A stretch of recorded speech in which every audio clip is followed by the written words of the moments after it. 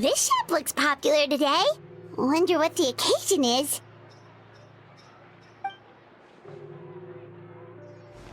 Butterfly Dew Cosmetics now on sale. Huh, looks like it. Oh, Sigewinne's here too! Hey there, Sigewinne!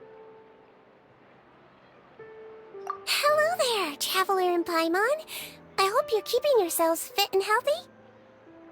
You bet we are! So anyway, what are you doing here, Sigewinne? The Duke insists I take regular vacations in the Court of Fontaine. This one just so happened to coincide with a promotion for a new skincare product, so I came over to take a look.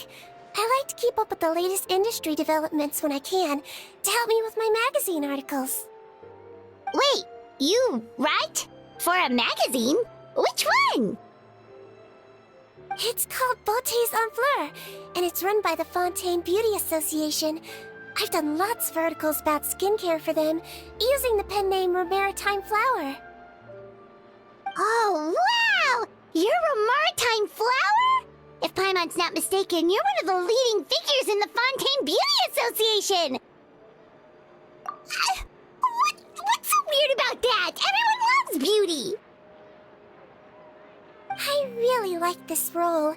The staff at cosmetic shops are always so polite. And as long as I wear a big smile on my face, I always get the best customer service. Well, they sure don't want to make an enemy of the Maritime Flower. Obviously, it's because of Sigewinne's love for beauty. Still a leader of the Beauty Association? That's incredible. The truth is, I study this field because I cherish my own appearance. It has nothing to do with being beautiful or not. Oh, the words of a master beautician defy comprehension! Oh, wait, you're saying that natural beauty is the highest form of beauty, right? Not really. Actually, Melusine aesthetics are very different from human ones. We don't view humans based on their appearance. If I had to describe our approach, I'd say it's based on cuteness. Oh! Really? Yep. Still, I really value my current appearance, and in the process of taking care of it, I've ended up learning quite a lot about skincare and stuff. It turns out, my knowledge and experience is pretty popular with beauty product lovers. It came as a big surprise to me, though. Oh, Paimon gets it now. But speaking of your appearance, how come you look human anyway? Are you like only half Melusine? Ooh, wait, sorry. That was probably really offensive, wasn't it? No, I don't mind. I'm not mixed, though. I made a decision to turn myself into this form a very long time ago. If you're interested, I could tell you the story. A shape-shifting story? Oh, heck yeah, of course we're interested! Once upon a time. Long ago, humans rejected Melusines, and Melusines feared humans. There was one Melusine who became fascinated with human medicine, but no human wanted her help. And there was one girl who liked Melusines, so no humans would make friends with her. So, the Melusine became the girl's friend, and the girl became the Melusine's patient. Your checkup's all done. You're still in perfect health. Thank you, Dr. Melusine. In this game of doctor and patient, a friendship was born. Then, one day, the girl fell ill. The Melusine was the only doctor to arrive on time, but the adults sent her away. Scram! Melusines can't be trusted! So just because I'm not human, I can't save my best friend. In desperation, the Melusine approached the frightening witch. She begged and begged until she got a reply. If you take this potion, concocted of sin, you will gain a human face and grow human limbs. But then, you will lose everything that attracted this friend of yours to you in the first place. Can you accept that? The Melusine did not hesitate for very long.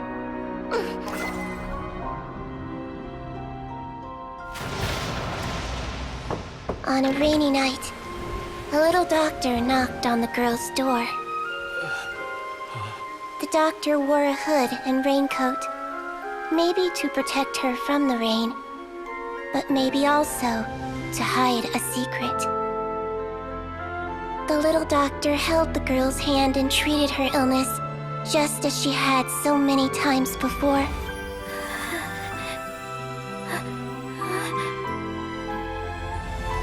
Dawn came, and the little girl's condition improved.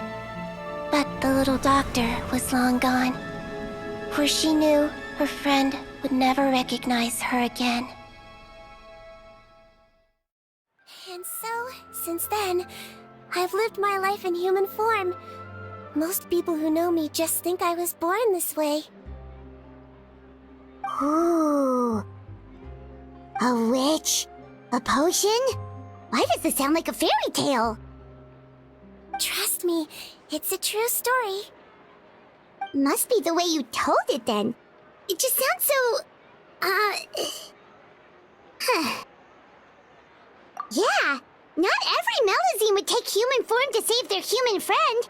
That must have been a huge decision. Treating patients is a doctor's duty. We must always find a way, even when the going gets tough. Ugh. It's so crazy that they turned you away just because you were a Melusine, especially when their daughter was so sick. Well, sometimes appearance can be a real barrier. But that was a long time ago. I like how I look now anyway. Paimon too! You're super cute this way. Attention customers! Thank you all for waiting. Now, on behalf of our skincare partner, I'm delighted to announce that our exciting new product is now officially on sale. Well, there we go. Let's have a look, shall we? Oh, Paimon, if you want to buy any skincare products, I'll be happy to give you some suggestions. Really? Personal advice right from a leader of the Fontaine Beauty Association? What an honor! Allow me to introduce our newest skin lotion, Butterfly Dew.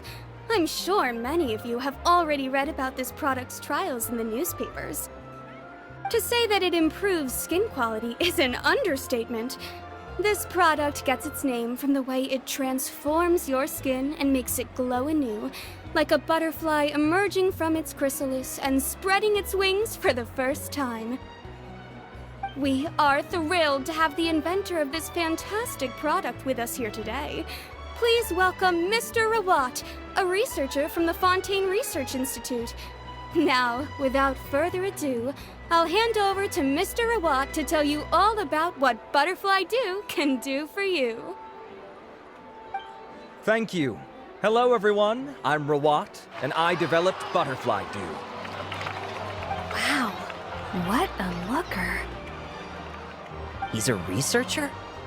Wow, he's really challenging the stereotype. It seems that everyone is surprised by my entrance. Or should I say, my appearance. I'm well aware that researchers are generally better known for their brains than their dashing good looks. In that regard, I do believe I break the mold somewhat. Of course, appearance is a skin-deep way of defining a person. And yet one's appearance can be a very real set of shackles, holding a person back in their life. It can rob a young person of their self-confidence when applying for a job, dissuade a young lady from approaching the one she loves. Our actions are at the mercy of our appearance, and we slowly become the very person that the outside world sees us as. But what if I told you that those shackles can be broken? If our appearance prevents us from changing, then let us first change our appearance itself. Wash away moles, birthmarks, and wrinkles, and they can no longer rob us of our confidence. Replace them with luster and radiance, and we shall never again hang our heads in shame. That is why Butterfly Dew exists. Its mission is to allow us to shed our pupae, undergo a complete metamorphosis, and embrace a new life. Well, whether it actually works or not, after that speech, Paimon's already sold! Mr. Rawat, could I ask if you've used this product yourself? Of course, I tried it many times while I was testing it. You can consider me a product ambassador. Wow, then it's sure to work! Still, I don't expect to convince you just by blowing my own trumpet. So, could I get a volunteer from the audience to try it out? Oh, Paimon volunteers!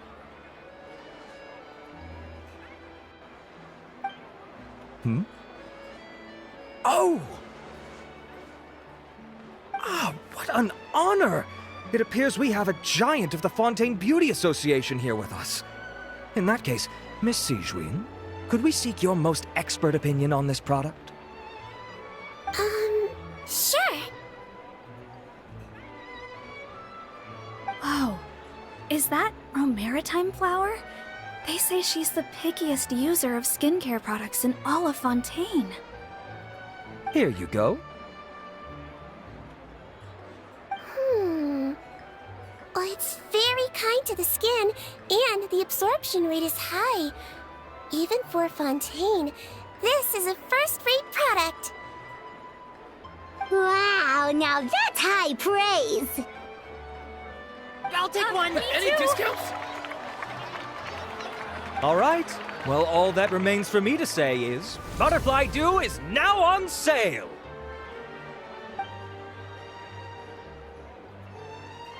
Think we should buy a bottle too? Aww, really? Well, it's still good to care for your skin though, right? Paimon definitely feels kinda rough from being exposed to the elements all the time. And if you're worried about whether it's the right product for you, well, luckily for us, Sigewinne's here, so we can get an expert consultation.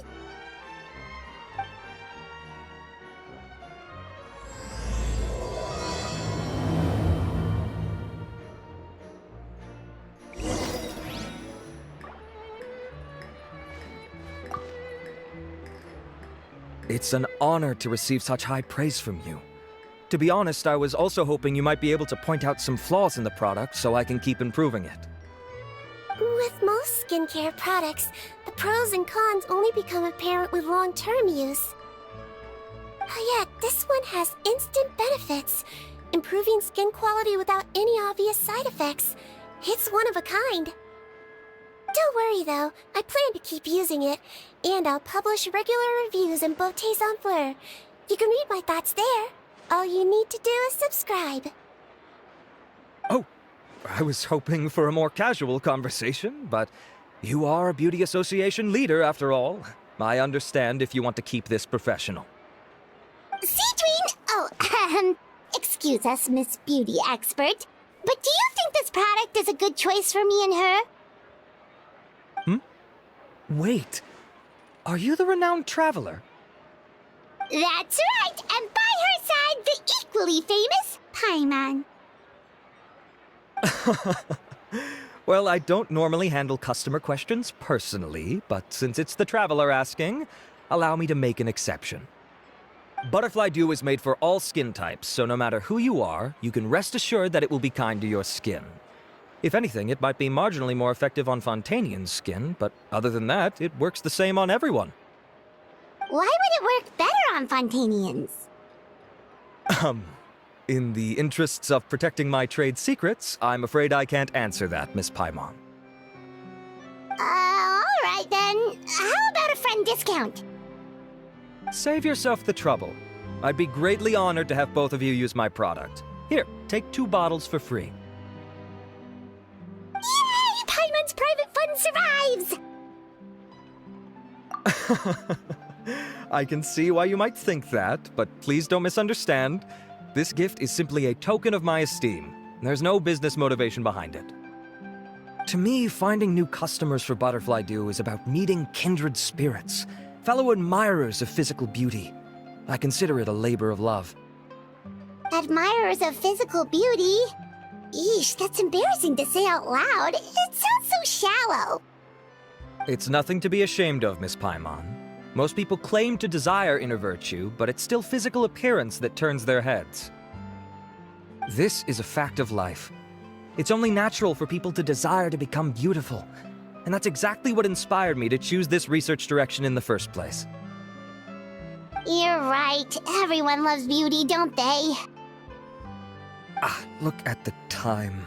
My apologies, but I have other things to attend to. I'll leave you with these 2 bottles of Butterfly Dew, and I look forward to seeing you again. Paimon, I'd say there's no need for you and the Traveler to use this product for now. Why? Is there a problem with it? The quality is fine. I just think there's room for improvement. I think I could add some ingredients to the mix to make it more effective. Really? Then why didn't you tell Rawat about that? Researchers are a very special breed of human. You can point out their flaws to their face and they won't mind very much. But if you tell them that someone else could do a better job, ooh, now that'll make them really upset. If I'd mentioned it, he probably wouldn't have given you those 2 bottles for free. Huh, fair enough, that makes sense. If you're interested in the more effective version, I can write up a list of ingredients for you. Just come get me once you've gathered them. When you say more effective, you mean it'll make Paimon even prettier? Ooh, how can we say no? As for me, it's probably time I got back to the Fortress of Meropide. I mustn't leave the infirmary unattended for too long. Alright, see you there then!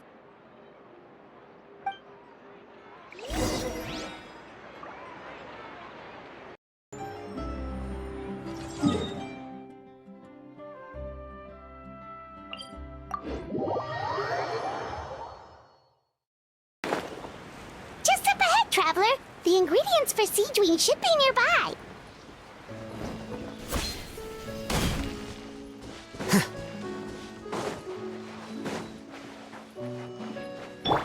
Look alive! Scatter! Here you are.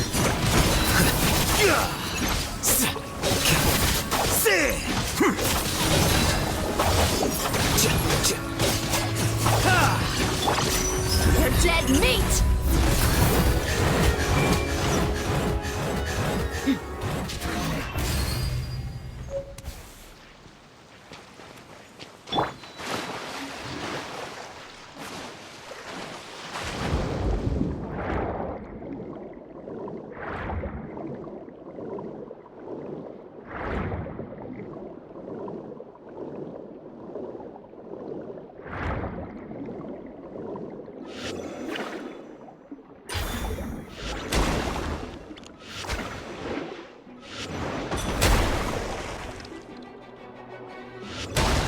Great! That's everything! Let's head to the Fortress of Meropide!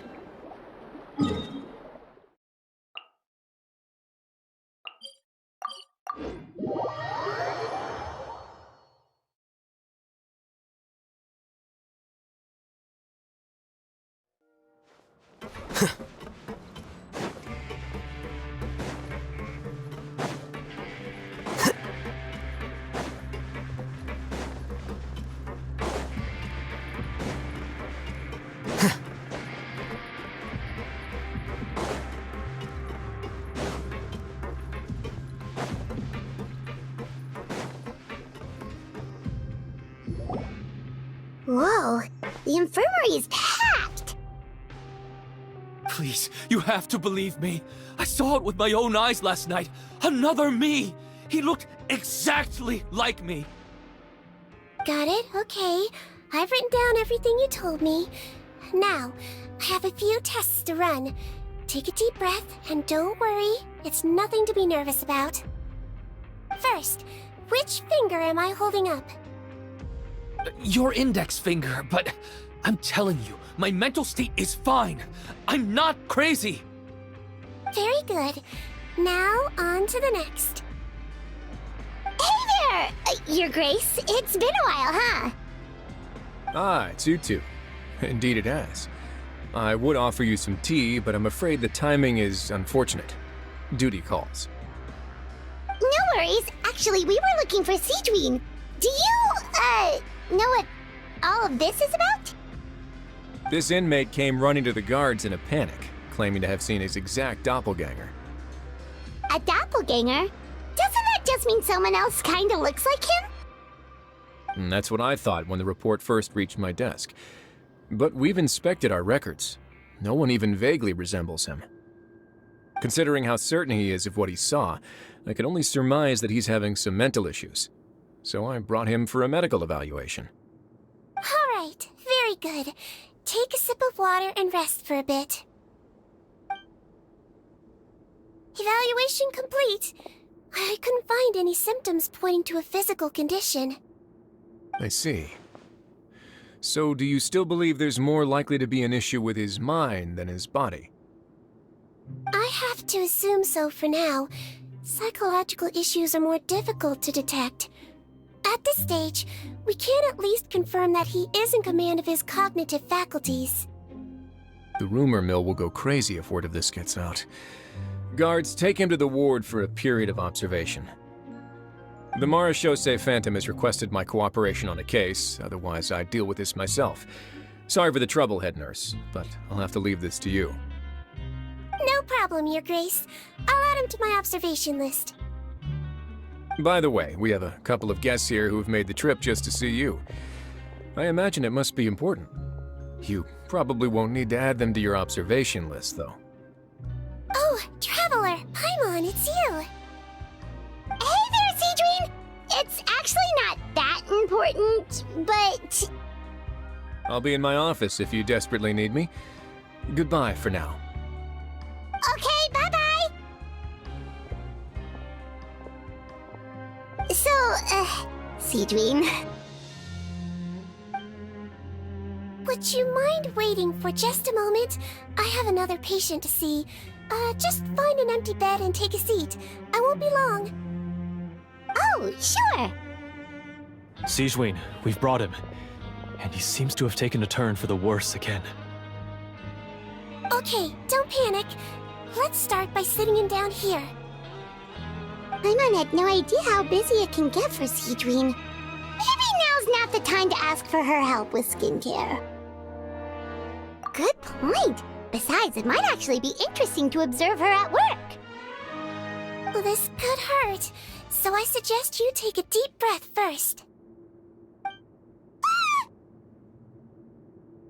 Did his face melt? What happened to him? It's anyone's guess. His face melted off shortly after arriving at the fortress. But since he's a serious offender, he can't be allowed out for medical treatment. Best we can do for now is ask the head nurse to give him something to manage the symptoms. Oh, this is gonna be awkward. We still need to bring him to the Marechaussee Phantom for questioning. What if he scares them half to death? Will that be our fault? The Marechaussee Phantom? Does this have something to do with the case Risley's dealing with? Yup, it was a huge case. They bagged a few dozen crooks in one fell swoop. And this guy's the baddest apple of the bunch. He harmed countless people. And now, it looks like it's all finally catching up with him. You done gawking? Not yet. I need to check the severity of your ulcers to decide the right dosage. Don't worry. We Melazines have a very different sense of aesthetics from humans. To me, he just looked like a little kitty with slightly scruffy fur, but still just as cute. Don't patronize me. Do I look like a kid to you? Just give me the meds and let me out of here. I already missed my cell. Hey, lose the attitude. You dare talk back to our head nurse like that again? Your days are numbered. Oh, it's fine. Okay, I'm going to apply the medication now. Tell me if it hurts, alright? Look how nice Sigewinne's being. And he still talks to her like that? What a nasty piece of work. Can I leave now? Wow, not a peep. What a brave little guy. Thank you, Sigewinne. And I apologize for the trouble. So, Traveler, Paimon, did you bring the ingredients? We did, but we don't want to interfere or anything. You're busy saving lives here. Oh, don't be silly. I agreed to it, didn't I? Just hand me the ingredients, and I'll make some time to whip it into the improved version for you. Take a rest here if you want. Or, if you're not tired, I hear they're holding a new pancreation tournament in the administration area. Or alternatively, is there anything we could help you with, Sigewinne? That's right! Let us help you out! It's the least we could do! Good point. Kind-hearted humans start to develop guilt if they accept free help from others. Don't worry. I'll take a look at my schedule. I'm sure I can find something to treat this condition. I gotta warn you, though, it'll be tiring work. So I suggest you take a break first, then come back and see me when you're ready.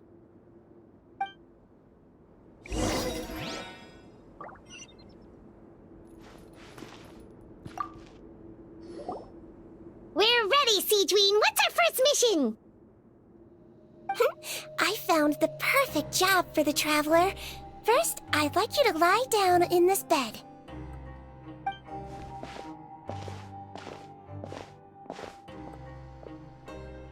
What for?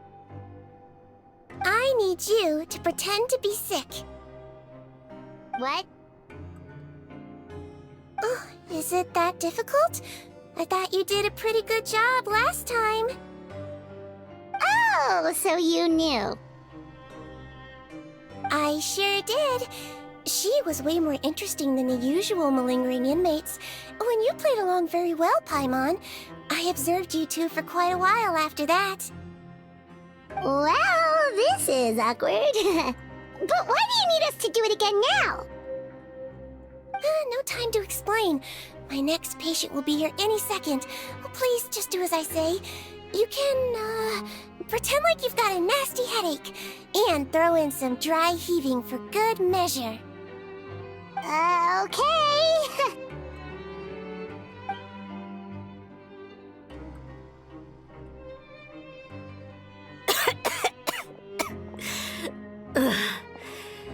Hey, Doc, it's me. I'm only here because my mom won't stop pestering me about it. So annoying. Well, your mother has enough on her plate with a busy job. Oh, the last thing she needs is to worry about you being sick as well. I know! I shouldn't treat the place like a playground, shouldn't go swimming in the lower levels where we join up with the sea, because it'll give me a cold and distract her from her work. I thought I'd be able to have some fun here at the fortress for a few days, but it's always, don't do this and don't do that. All right, sit yourself down and I'll take your temperature. Your fever still hasn't gone down. Well, here's your medicine. 1 cup for starters, and we'll see if it helps. But Doc, it's so bitter. Do I really have to drink it? I mean, I'll be fine, right? I've got an uncle who caught a cold. His fever went away on its own after a couple days. Can't you just write me a note saying I'm on the mend? I just need something to keep my mom off my case. I sure can. You're a very brave boy after all. Huh? Brave? What makes you say that? Well, if you want to rely on your own immune system to clear up your fever, oh, then you'll have to tough it out like this young lady.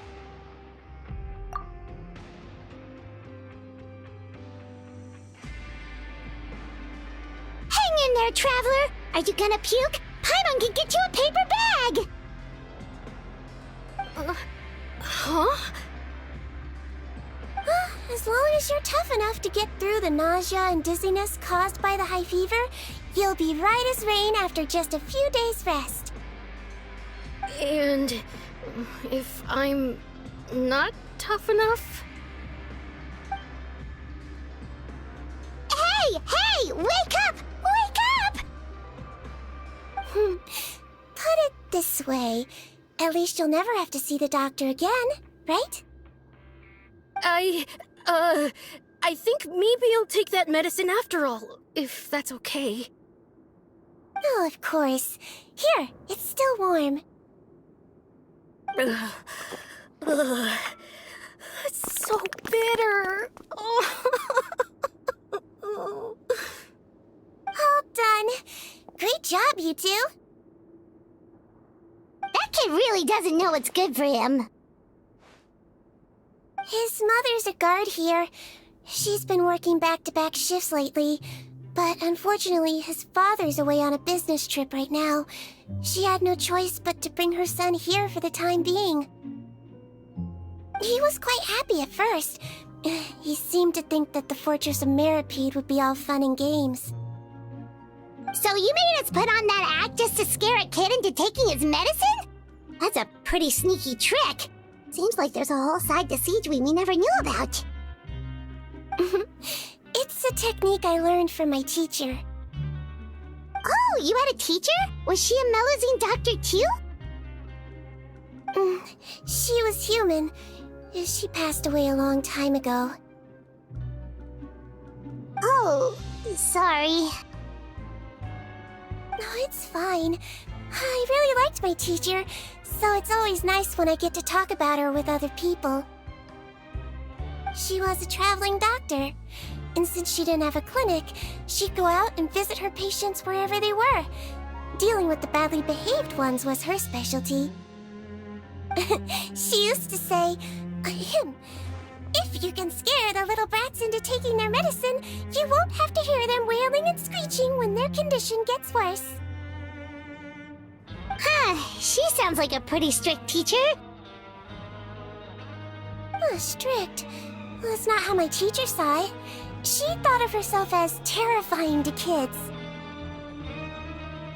Strange way for a doctor to describe themselves.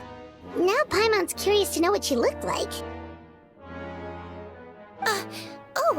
As it happens, I actually have a picture of her. Oh, wow, yeah, okay, that'll terrify the kids. Yep. All the children she treated thought she was a witch. Why does it almost sound like you're envious of her? Oh, because I am. If she was here, all the children would take their medicine without any need for tricks. A doctor who looks like a witch. True, they wouldn't dare try anything funny with her around. Oh, me, on the other hand, it's hopeless. Children aren't afraid of me at all. That's actually a good thing, you know? Oh, my next patient should be arriving now. Would you mind lending me a hand again? Sure thing! On to the next mission!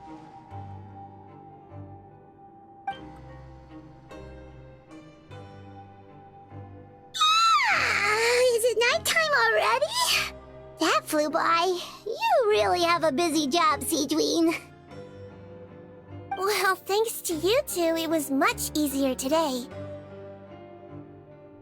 Aww. Should we get some rest? It's getting pretty late. Oh, there is one last thing. I have to keep it confidential, so I usually leave it till after everyone's clocked out.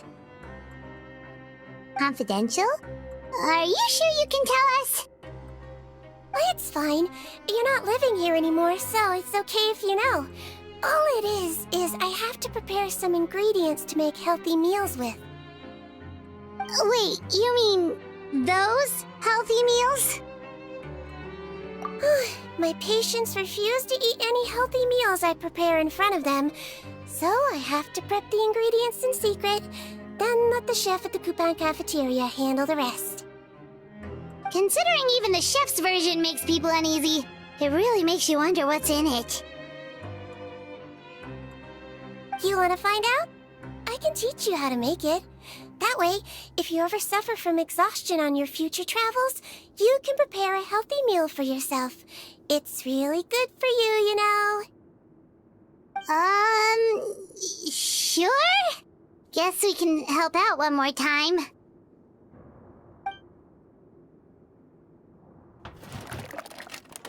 The ingredients are ready.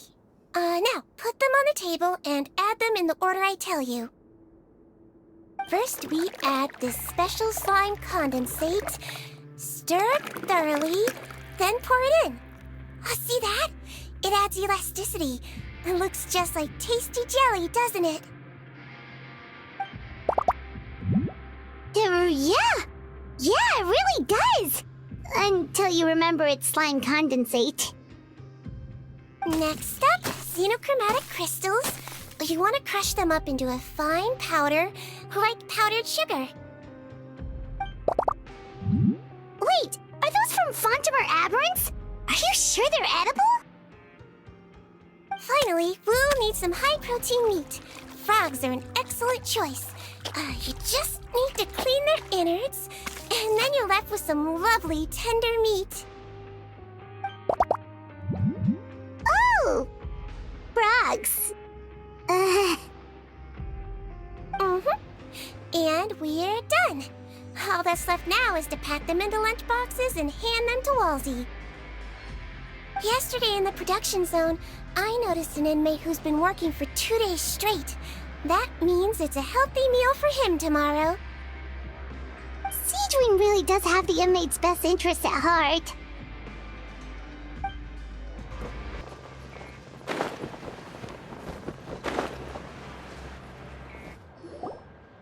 Ah, head nurse. Got some extras for me? Just the one today. The serial number's on the lid. Sounds good. I'll make sure it gets delivered. Sounds like they're talking in code. Thanks for your help. Oh, it's no trouble at all. I only wish I could do more. You work so hard for all our sakes. I'd happily lose a little sleep if it meant helping you out. That won't do. If you reduce your sleeping hours any further, your health will start to suffer. All right. Nurse's orders. I'll do as I'm told. But you take care of yourself, too.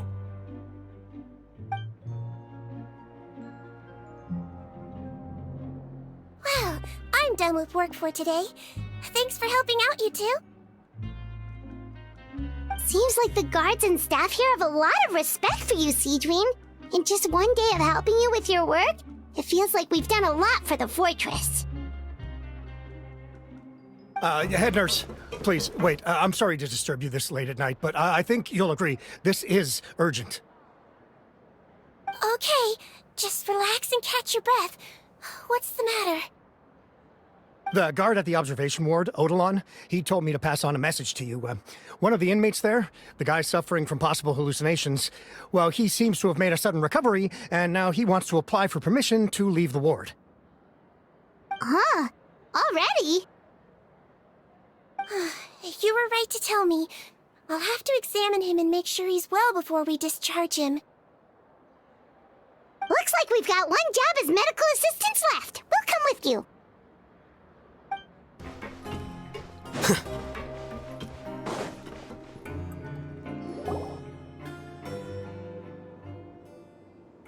Ah, head nurse, you're finally here. I'm so sorry for all the trouble I've caused you, but I believe I've now made a full recovery. After giving it some thought, I'm sure that I was probably just seeing things. Stress-related, I imagine. I'd been working long hours, so I definitely wasn't in the best state of mind. I totally understand. Still, I have to give you an examination before I can discharge you, okay? So, take a deep breath and don't be nervous. It'll be the exact same procedure as we did this morning. We can start whenever you're ready. Again, so sorry. I was in such a state this morning, I barely recall anything. Would you mind taking me through it again? Oh, not at all. It's a lot to remember. First up, we have a little cognitive test. Just concentrate and you'll be fine. To start with, which finger am I holding up? Your pinky.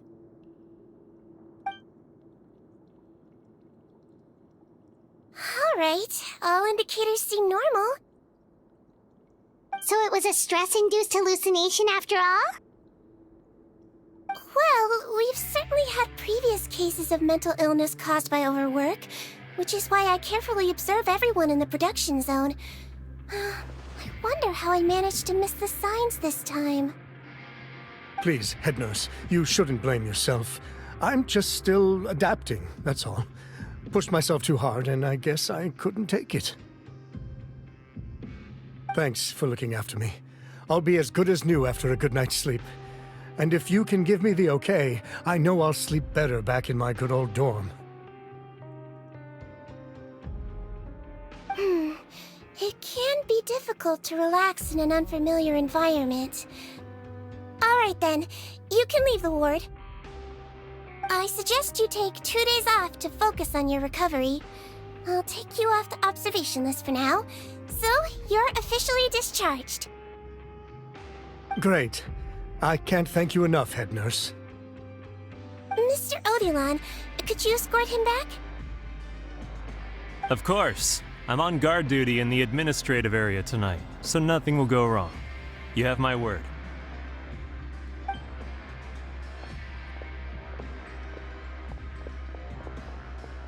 Guess you're finally done for the day now, huh? Yep. But I still haven't gotten around to making that improved lotion for you yet. Oh, no rush! Seriously, it's super late now. You should go get some rest too. Well, tomorrow it is then. Good night, Traveler. Good night, Paimon. Hope you sleep well. Oh, don't you worry! We will! After a productive day of work, we're both gonna sleep like a log. Yeah, sleep tight, Sigewinne. See you tomorrow!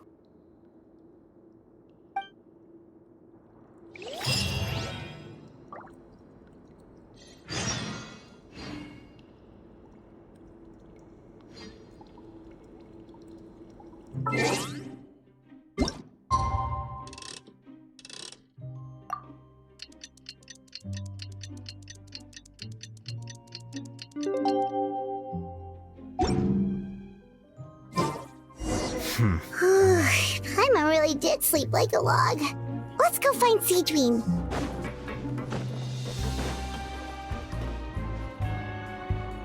Whoa! How is the infirmary even busier than yesterday? Good morning, Traveler and Paimon. I have a few people here for a checkup, so you might need to wait for a while. No problem. Anything we can do to help? There's a bit of a complicated situation here. I'm still getting to the bottom of it myself. You have to believe me. I'm telling the truth. You're in a medical facility. Keep it down. Please, listen to me. I'm not Gascon. I'm Uy. You're a horrible liar, you know that? We get all your mugshots with the arrest warrants. It's clear as day that you're Gascon. You mean because of the way I look? I don't know what happened. I just woke up like this. Then you guys dragged me in here for an interrogation. I brought you here to figure out what's going on. If you truly are the victim of an injustice, yelling isn't going to achieve anything. At most, it'll delay your vindication. All right. I get it. This is nuts. Yesterday's interrogations went fine, and now this. Morning, Your Grace. What's going on? Remember the case I mentioned yesterday? The one brought to me by the Marechaussee Phantom? Well, we've been questioning the inmates involved this morning. Every single one of them is claiming mistaken identity. Huh. That's even weirder than what that guy was saying yesterday. The thing is, none of them have been able to provide any evidence whatsoever to support their claims. Questioning them further got us nowhere, so for now, we've brought them to the infirmary. And we thought yesterday was as busy as it got for Sigewinne. We've compiled their statements. Have a look. Perhaps there's something we missed.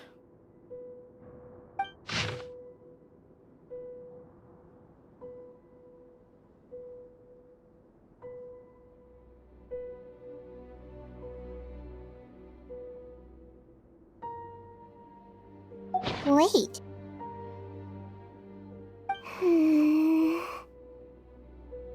Release? Interesting. The inmates they spoke of in their statements appear to all be due for release today. I noticed that too. If that's their plan, they're underestimating us a little. Every serious offender claims that there's someone else who just so happens to be due for release today. And they're expecting us to go along with that.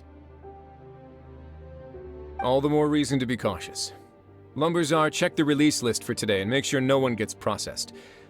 We're gonna need an excuse, though. Just say we're out of forms, and that we're furiously printing more as we speak.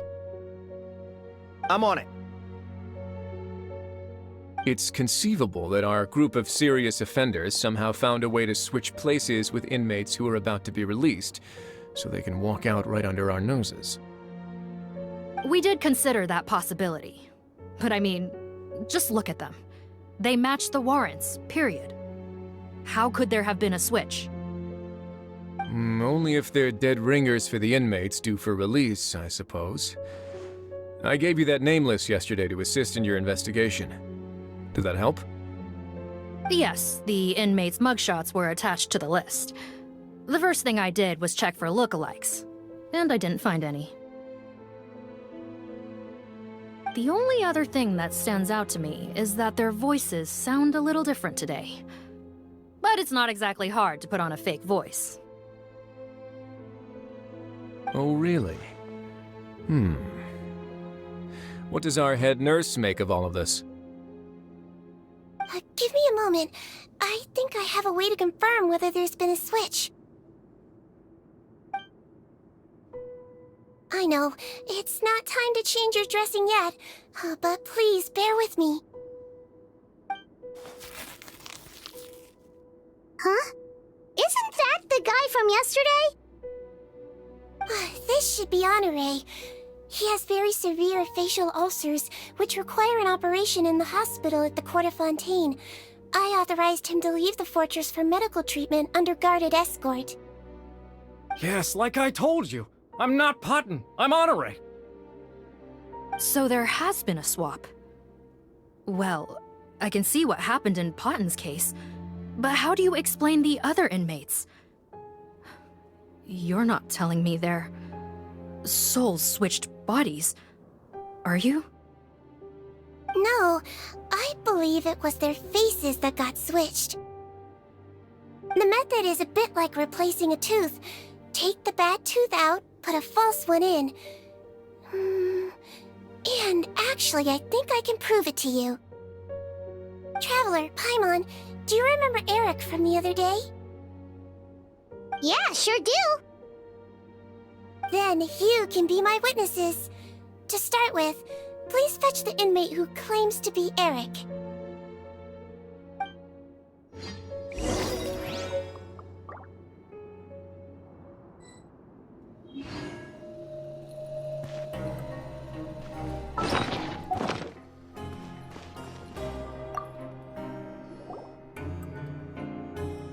So, you're Eric?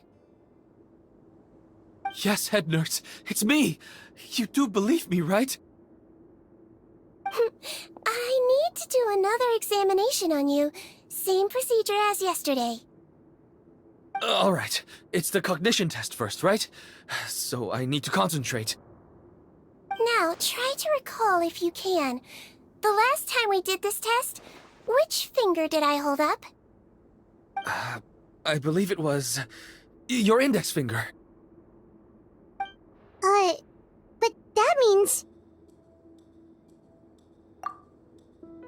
Huh? So basically, last night the Eric who said he saw another him suddenly recovered and applied to leave the observation ward. Sigewinne did another test before letting him leave, but that time she held up her pinky finger. Huh? I don't know about any test last night. There was nothing to do in the observation ward, so I went straight to bed. Then I somehow woke up in a high-security cell. Well, in that case, there is a reasonable explanation for the strange events of the past 2 days. So, what exactly happened? The gang of serious offenders wanted to break out of prison, so they identified a group of scapegoats, namely inmates whose terms were almost up, and planned to switch appearances with them. Last night, when Odilon was on duty, they ambushed him and had one of their group switch appearances with him using their face-swapping method. That allowed them to avoid scrutiny from the other guards. Then, once all the other inmates were asleep, Odilon spent his night shift carrying out the remainder of their switcheroo plan. However, they made one mistake. Henri changed his appearance to match Eric's earlier than he should have done, and ended up being spotted by the real Eric. Real Eric came to the guards for help, but we didn't know then what we know now, so we put it down to hallucination and sent him to the observation ward. However, since one of the gang members was posing as a guard, they simply changed real Eric's appearance and had their Eric take his place, muddying the waters even further. Right, because I put Eric on the observation list by then, and no inmates on that list can be processed for departure until I've discharged them. Hence why the imposters had to pull that little stunt to get fake Eric off the list. Yeah, it all makes sense now! The Duke cracked the case! Well, I can't fault the reasoning. But I'm afraid that we ruled out the possibility of face switching very early on in this process.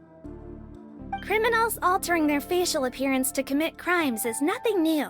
In fact, one of the explicit duties of the Malazines in the Marechaussee Phantom is to identify criminals in disguise. We carefully examined all the suspects, and there is no evidence that any means of disguise were used in this case. Huh. Well then, how do we explain all this? So far, it seems more likely that the gang stole documentation belonging to the inmates due for release, and are using that to commit identity fraud.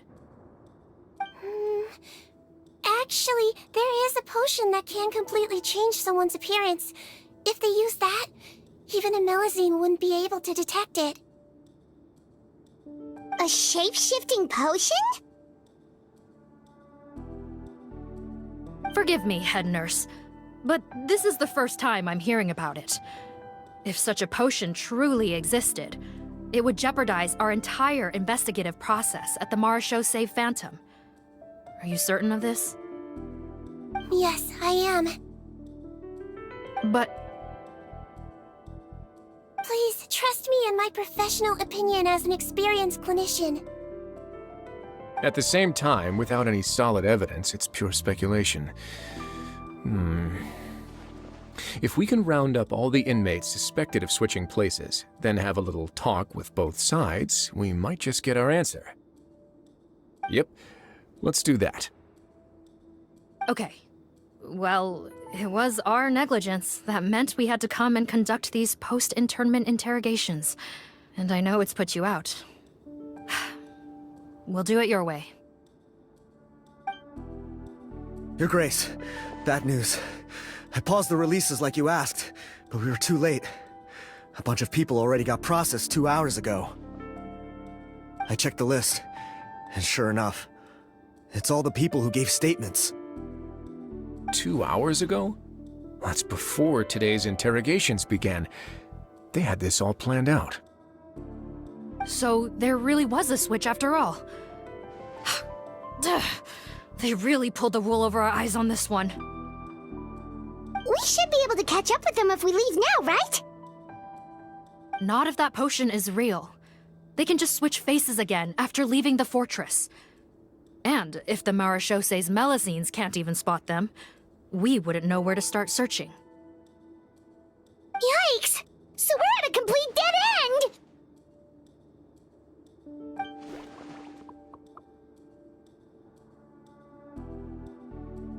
Well, technically there is one more lead we could follow up on. We were only able to arrest this gang thanks to the help of a researcher from the Fontaine Research Institute. I believe his name is Rawat. Oh? Rawat? Isn't that the handsome guy we met at that skincare promotion? Handsome? Maybe from a human point of view. I just remember that he specialized in potions. One of the crimes this gang is charged with is the manufacture and sale of illicit drugs. According to Mr. Rawat, they appear to have stolen technology he developed through his research and used it in their operation. At first, he thought it was a typical case of intellectual property infringement, and he tried to negotiate with them. But once he discovered their criminal operation, he reported them to the authorities. Thanks to his report, we were able to swoop in and arrest them all in one go. What a hero! Bet that took courage on his part. No doubt. This is worth following up on. As the one who snitched on them, it's highly likely that Rawat will be targeted by the escapees. That aside, since he's negotiated with them in person before, there's a chance he'll have some additional information for us. Understood, Your Grace. My team and I will head to the Fontaine Research Institute right away. In the meantime, please keep an eye on the face switch victims for us. Of course. Miss Morgan, I'd like to come along and help you catch these criminals. Huh? Why's that? Well, I'm the one who discharged the fake Eric last night, so I feel partly responsible. Don't say that, head nurse. Your focus was on the inmate's health, and rightly so. We can't ask you to help with arresting criminals. That's our duty. I also have a more personal reason. Cotton is a patient of mine, and if I don't get a new batch of medicine to him in time, his condition will get much worse. Look, head nurse, I completely understand where you're coming from. But arresting criminals is dangerous business. And if anything happened to you, none of us can afford to take on that responsibility. Don't worry, I can defend myself just fine. You say that, but still. If I may, Miss Morgan, Sigewinne is the one who raised the potion hypothesis, and I'm sure she has far more expertise on the topic than your team. My suggestion would be to bring her with you. And if you really are worried for her safety, then...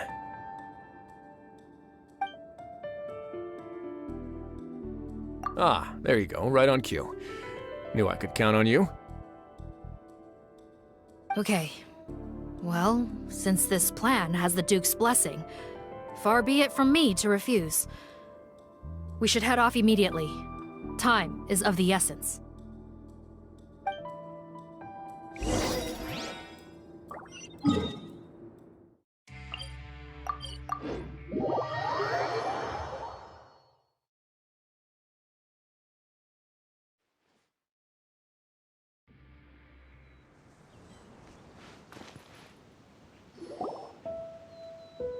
Greetings.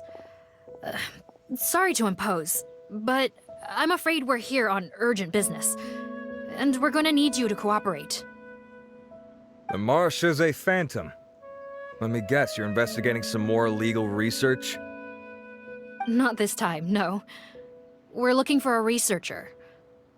Do you know where we might find Mr. Rawat? Rawat. Oh yeah, Mr. Handsome, right? He actually doesn't work on site here very often. There's a handful of researchers in the nearby area who know him pretty well, though. You can see what they know. Just a handful? Paimon figured he'd be the most popular guy around. Well, I guess you could say he's popular. at least on a superficial level. He's blessed with good looks, so he tends to make a good first impression on people. But in all his time here at the Fontaine Research Institute, I don't think he's ever had a single deep conversation about his research with his peers. That's no way to make real friends around here.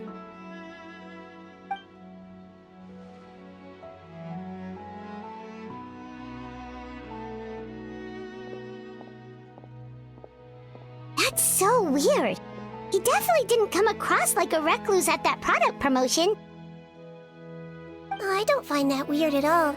He definitely didn't strike me as the kind of guy who's, good at making friends. Really? Paimon couldn't tell. Must be a Melusine perception thing.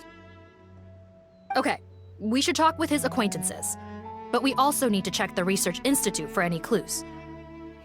Let's split up. It'll save us some time. Sure thing. We'll go ask around among the other researchers with Sigewinne. Paimon's suddenly kinda curious to know what everyone really thinks of him.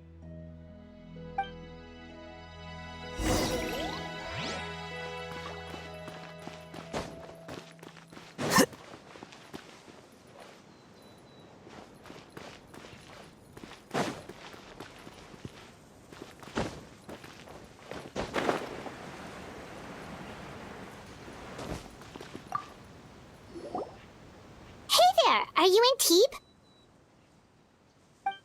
What do you want? We're here to ask about Rawat.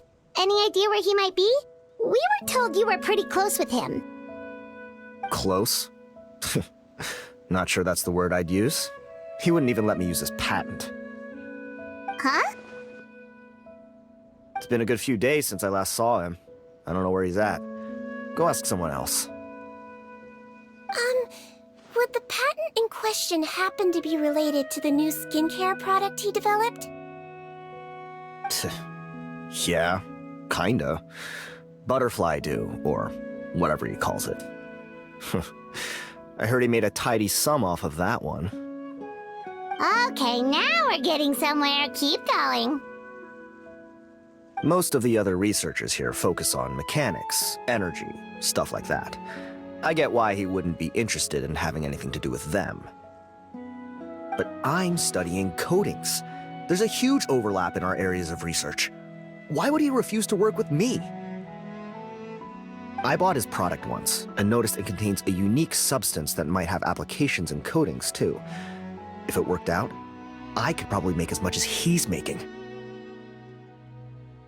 Don't get me wrong, I had no intention of plagiarizing his work. I was hoping to get official permission to use his findings in my own research. Followed the proper procedure. It was all above board. I would have had to pay him a license fee and everything. But despite that, he turned me down not once, not twice, but 3 times. It's like he's vehemently opposed to the idea of anyone else making the kind of money he does. Huh, so is Rawat antisocial, or is this guy just jealous? Well, it doesn't look like we're gonna get any info about Rawat's whereabouts from him. Let's go! Wait, 1 second. Mr. Antibes, next time you go shopping, you should buy some Buell fruits. Peel the skin, steep in water, then drink. It'll help calm your mood. Huh? Yeah. Thanks.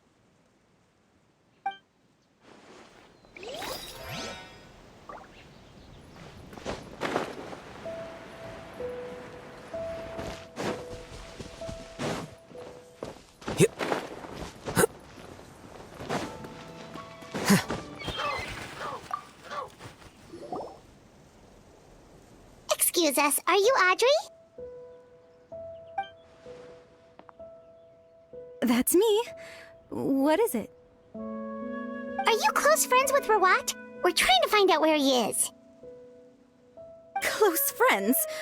You mean because I told him I had feelings for him once? I doubt I'm the first or last at the Institute to make that mistake. Why would you single me out as a close friend?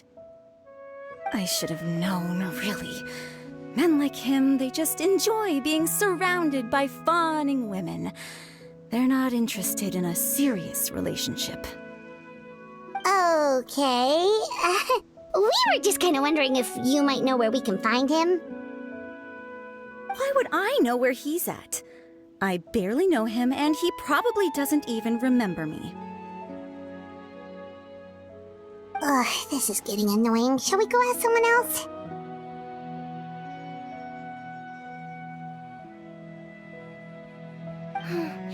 I think she knows Rawat better than she cares to admit.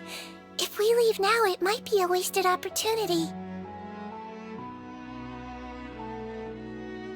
Maybe, but we're not going to get much out of her while she's in this state, are we? She's displaying symptoms common among people in love, if that's what you mean. But I know a cure. It's curable? Oh, we're still no closer to finding Mr. Rawat. Oh, by this point, he could be in grave danger. Danger? Wait, why are you looking for him again? Oh, that's right, yeah!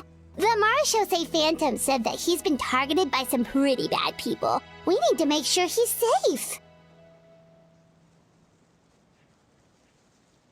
What? How has this happened? He seemed fine when I last saw him, and that was only a couple of days ago. Just happened to run into him, of course. Oh, I see. Well, do you have any thoughts on where he might be right now?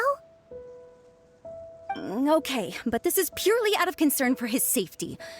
If he's not at the Institute, he might be at his mother's place. I heard she raised him alone, that they had it pretty tough financially, and these days she's housebound due to illness. He makes regular trips back home to check on her.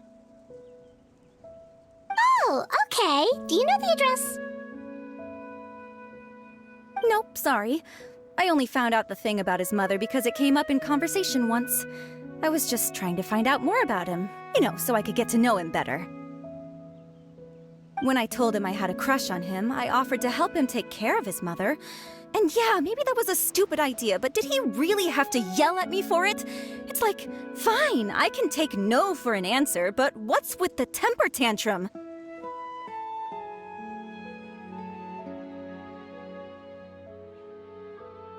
Unbelievable. These guys only want to show you their charming, well-groomed exterior. They can't stand it when a few home truths shine through. Looks like her love syndrome is flaring up again. We need to find out Mr. Rawat's mother's address.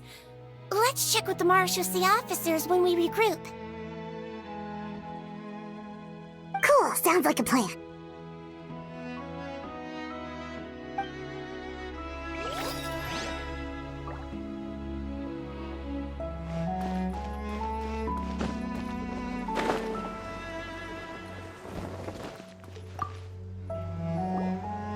Sorry to bother you, sir, but are you Bertram? Who's asking? Just some concerned citizens helping out the Marechaussee Phantom with an investigation. We'd like to ask you about Rawat's whereabouts, if that's okay. We're told the two of you are pretty close. Not anymore, we're not. Turns out we don't see eye to eye. Oh yeah? What happened? The thing about us researchers is, most of us do what we do for some sort of higher purpose. But not Rawat. All he cared about was how to commercialize his findings. He won't even let you work with him unless you sign a confidentiality agreement first. Also, he has better control over who gets which intellectual property rights. How are you supposed to get any meaningful research done working with a guy like that? Now that I've got my own technical solution for my compressor, I don't need to work with him anymore. So that's what Rawat is really like. We'd still like to know where to find him. Is that something you can help us with? Wait, Yeah, I know you. You're the head nurse at the Fortress of Meripede. Alright, then I'm happy to help you if I can. I respect the work you do. Medicine serves the highest purpose of all the sciences. Wow, turns out Sigewinne's got some real clout. Thing is, I have no real way of knowing where he might be. I stopped working with him 2 months ago, and I've barely seen him since. But if you want my advice, I'd say go talk to the peddlers. There's a few he meets with every other day or so. Maybe they know where he's at. Peddlers? Yeah, back when I was working with him, I noticed he met with them quite often.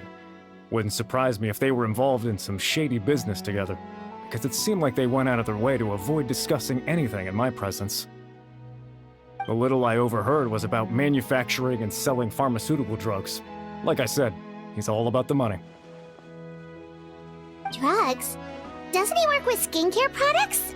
Do those count as drugs? Who knows? I never cared to find out. He's the Morag rubber, not me. Thank you. You've given us plenty to work with. Welcome. Goodbye, and may we both reach new heights in our scientific endeavors. Well, that's all 3 researchers. Let's head back to the meetup point.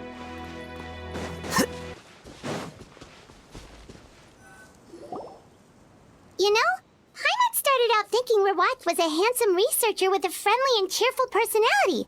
It's such a surprise to learn that his peers have a different impression of him. So, what's your view of him now, Paimon? A handsome researcher whose difficult upbringing turned him into a profit chaser with a chip on his shoulder? So your thoughts about his appearance haven't changed at all? Well, his looks are kind of a big deal, at least in Paimon's opinion. How does such a handsome guy end up being so antisocial? Even with his difficult family background, it just doesn't make any sense. You can't judge a person solely based on their appearance. Head nurse. Traveler. I assume you've spoken with the researchers. What did you find out?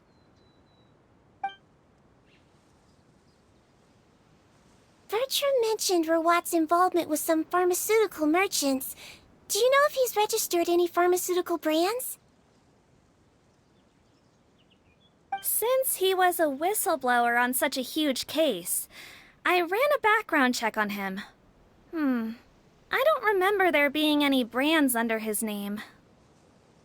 How strange. If he was so focused on commercializing his research and averse to sharing his technology with others, why wouldn't he have registered his own brands? Maybe he and his business partners needed to avoid public scrutiny? You think he may have colluded with the gang? Well, the crime was manufacture and sale of drugs, and that would certainly be in his wheelhouse.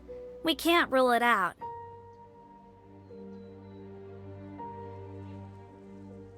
Isn't that pretty unlikely, though? He was the one who blew the whistle on them!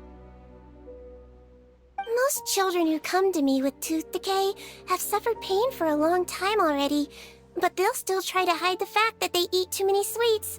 Grown-ups and children aren't so different in that regard. If you say so. I saw him when he came to make his report, and I certainly didn't get the feeling that he was the type to collude with criminals. Perhaps it's more likely that they were coercing him. You mentioned that he comes from a poor family. So, it's possible that the criminals approached him asking for academic support, luring him in with the promise of riches. By the time he discovered who they really were, he was in too deep. They had leverage on him, so he was forced to keep working for them. I've seen it happen many times before. That does make a lot of sense. It would definitely explain why he was so unwilling to cooperate with his fellow researchers. No wonder he's so unsociable. He must be on edge all the time with a gang of crooks breathing down his neck. In that case, the situation could be worse than we thought. If Rawat was working with the escaped inmates, they're sure to know more about his whereabouts than us. Oh, there's a good chance they'll get to him before we do. Based on the information we've gathered so far, he was last seen 2 days ago. If no one's seen him since, maybe we're too late. 2 days ago? So he went missing right after that product promotion. That was the same day he reported the criminals, too. Not a good sign. Don't worry, everyone. I believe we still have a chance. Since he disappeared right after blowing the whistle, it's likely that he's gone into hiding. Yeah, he must have been worried that they'd come for him. All the more reason to find him as soon as possible. The only lead we have at the moment is his mother's house, which you mentioned earlier. Seath, think you can find the place? Yep. When you register a brand, the Court of Fontaine requires you to provide a legal address. The one Rawat wrote down was in the outskirts of the city. That should be the place. Okay, then there's no time to lose. Let's move.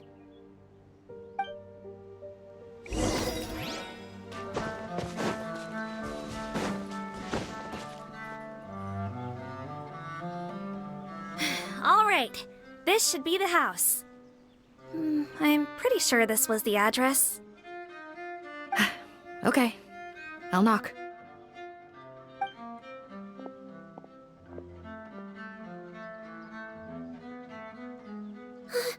Sounds like whoever's inside has restricted mobility.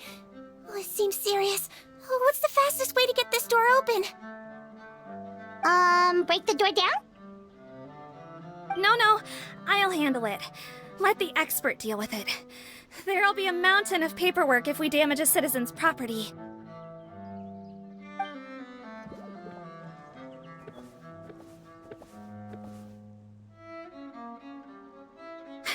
Calm down. Deep breaths. Remember your training. Control your strength. And... it's open! Seath, take a few people and lie in wait. Keep your eyes peeled for any activity around the house. The Traveler, head nurse, and I will go inside.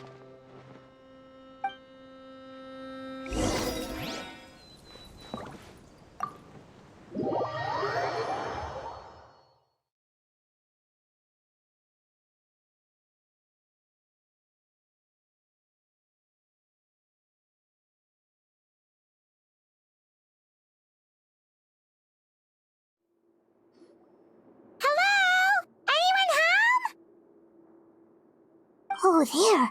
On the bed, there's an old lady. That's gotta be Rawat's mother, right? She doesn't look like she's in any state to be answering our questions, though.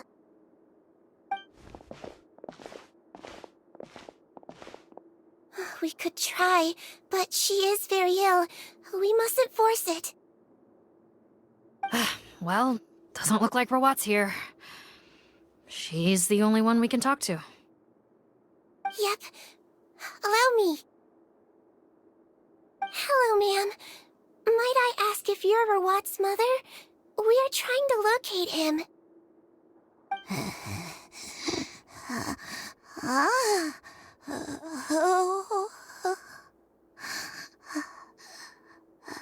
Hard of hearing, perhaps. Does anyone have a picture of Rawat? I have one here. I'd like to show you a photo, ma'am. Is this your son? Do you know where he is?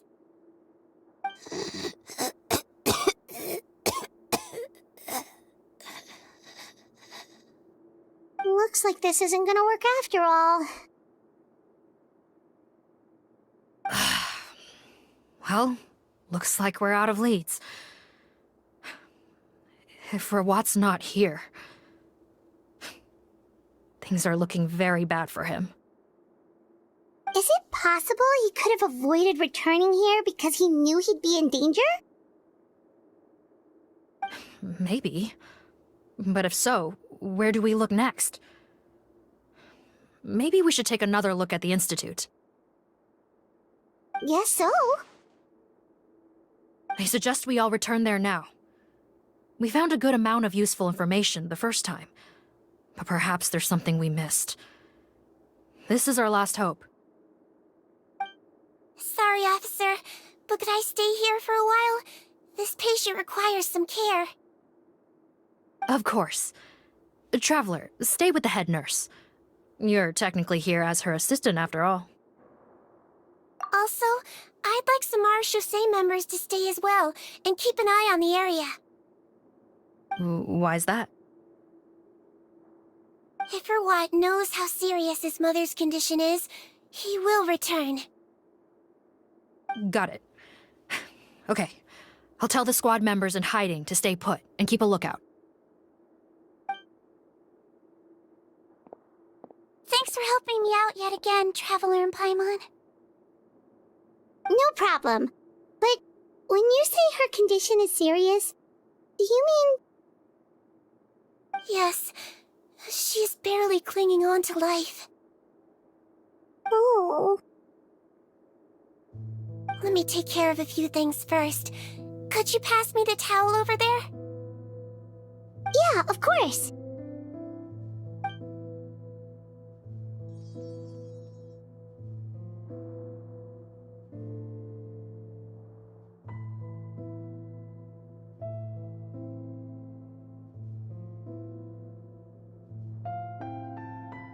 I can tell that her family has tried a lot of different treatment methods, including some very expensive medicines. Unfortunately, her condition is so multifaceted that a recovery looks all but impossible. Sigewinne. My mom bets being a nurse must be pretty tough at times like this. Yes, it makes me a little sad. In a Melizine's eyes, a human's birth, aging, sickness, and death are as much a part of natural law as sunrise and sunset. But human medicine can defy that law to some extent. In that sense, it is a science of miracles.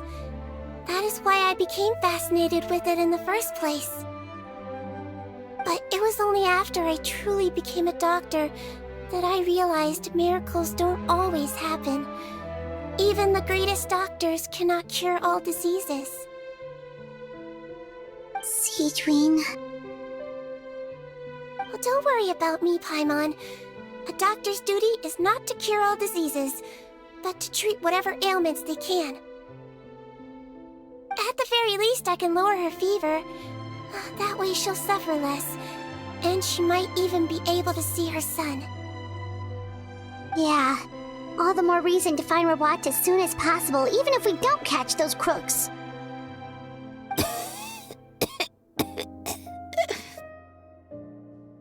Oh, her fever is getting worse. Could I get some hot water? Sure, we're on the case.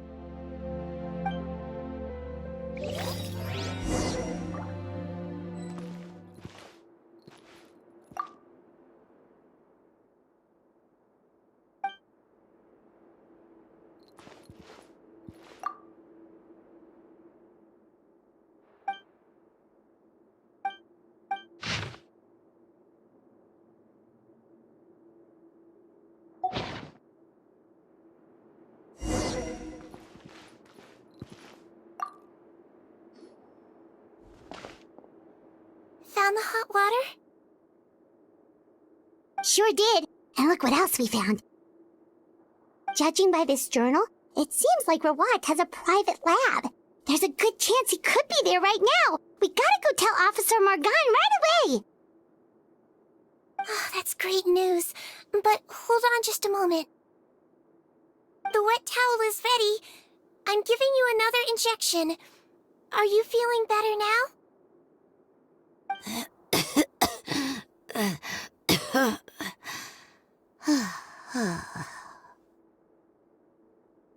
It's all right. We'll go bring him back. Please hang in there. Thank you.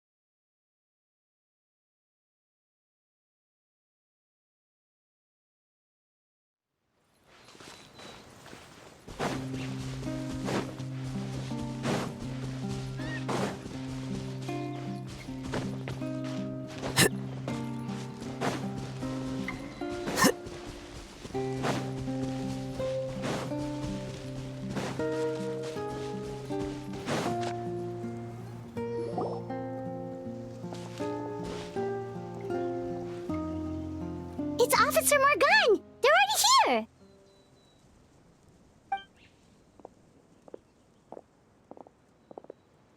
We came as soon as we heard the news. I can't believe we were so careless. The most crucial information of all was hiding right there, in that room. And we missed it. Don't blame yourself. Right now, we need to focus on finding a way in. There's a mechanical door over here! Hopefully the instructions in Rawat's journal will help us open it.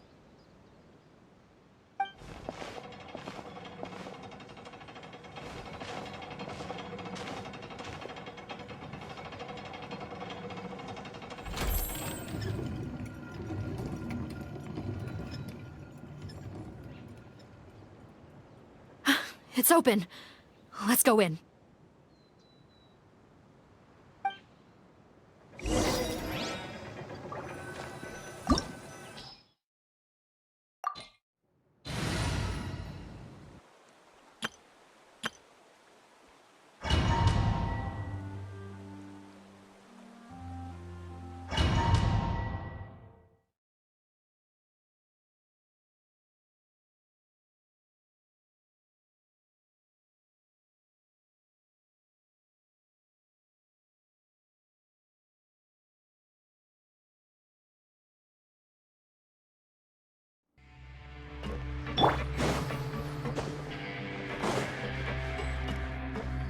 How did they get in here? Captain, up ahead! Those look like our fugitives! So they found this place too? Don't let any of them escape! Another be sanctified. Into the wind!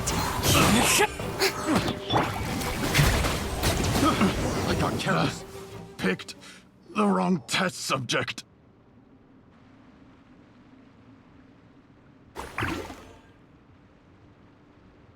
Captain, according to our list, many of the fugitives aren't accounted for. There may be others hiding deeper inside the facility. Ah, so these guys were just the lookout crew. The Marachose Phantom! How did they find this place? Wait, it's that guard from the fortress! That's right, I'm on your side. The Duke sent me. What's the matter? Some sort of mix-up? Mr. Odilon, didn't I tell you a few days ago that you need to stop all field work until you've recovered? Well, you know, gotta help His Grace out. Share the load. Officer Morgan, this man is an imposter. The real Mr. Odilon has no recent health issues. What? But Looks like the head nurse was right about the face-swapping method. Arrest them all! DuPont, stay here and keep guard. And watch the exit. If we're not back soon, call for reinforcements. Got it.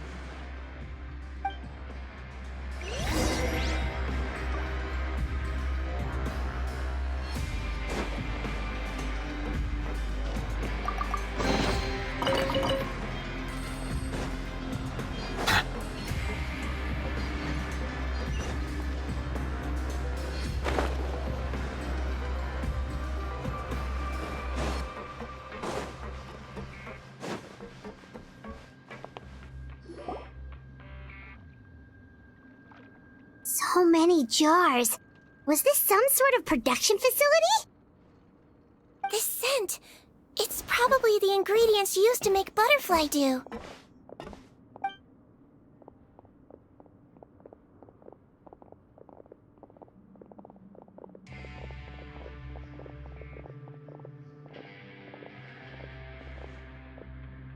How come they're all empty? Did it sell so well that he ran out of supplies? How strange. Why would Rawat choose to manufacture a popular product like that in such a difficult-to-reach location? Given our suspicion that he may have been coerced into the illegal drug trade, I would have thought that any production facility we find here would be used for illicit purposes. Perhaps butterfly dew is itself an illegal drug. Do you have any evidence for that claim? No, just a guess. We need to find Rawat as soon as possible. He has all the answers we need. Understood. Well, let's not linger here. Let's go. Come on.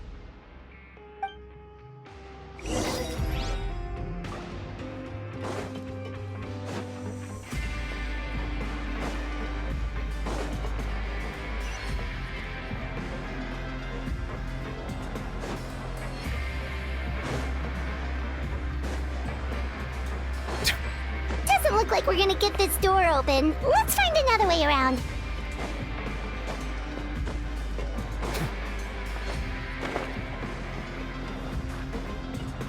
This one's closed too! What's with those carts and tracks? Oh, maybe it's one of those doors that opens when it senses cargo passing through. There's a loaded cart right over there. Let's bring it to the door and give it a try!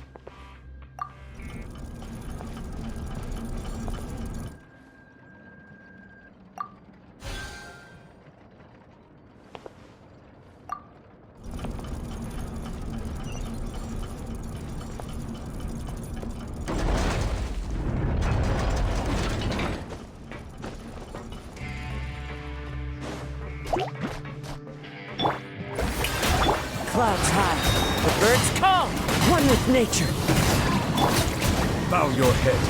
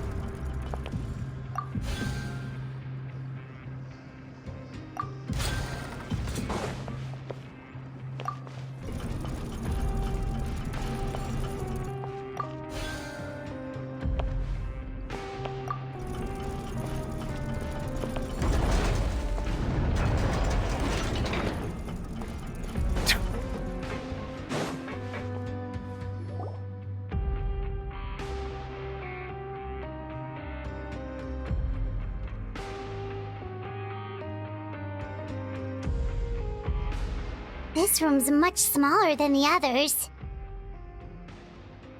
Judging by the implements on the table, this looks like a potion-making lab.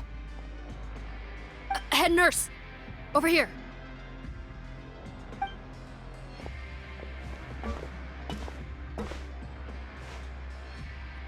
Let's see. Huh? Rawat's clothes. Why would he change here? Perhaps they stripped him down, left the clothes behind, and disposed of him somewhere else? Yikes, Sigewinne, where did that come from? Oh, what a tragic way to go. Especially with such a bright future ahead of him.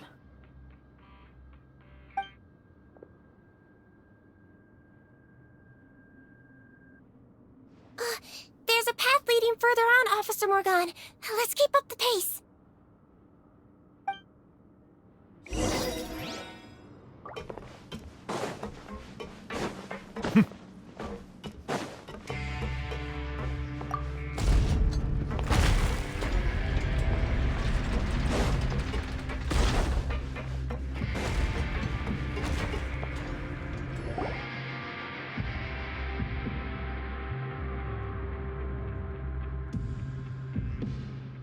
Shh! There's a whole bunch of people in there!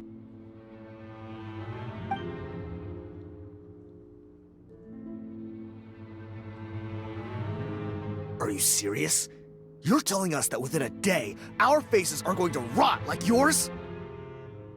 Fontanian physiology changed dramatically after that great flood, and it's not as compatible with this face-changing solution as before. The side effects are as you can see. Why didn't you say anything before we all used it? Look, my plan got you all out of prison, didn't it? You'd have much bigger problems to worry about right now if the Marechaussee Phantom found out about your other crimes. Consider an ugly mug getting off lightly. Ugh. You're just lucky we didn't leave you in there after you disappeared on us with no warning. We only let it slide because we're former partners. And now you have the gall to pull a stunt like this? Partners? Make no mistake, each of us is only looking out for himself. If you place too much trust in others, well, I'm afraid that's your problem. You hid things from me too. Remember how you each had a spare potion? You kept quiet about it until we planned the prison break? Oh, and you didn't have a secret spare? Then do you want to explain how you melted your face off before all this? Guys, that's enough. Calm down. It is what it is. Arguing won't change anything. What's the plan, Parton? I'm assuming you brought us here for a reason? There is no plan. We followed him here on the promise of more juice, but it turns out there ain't a drop here.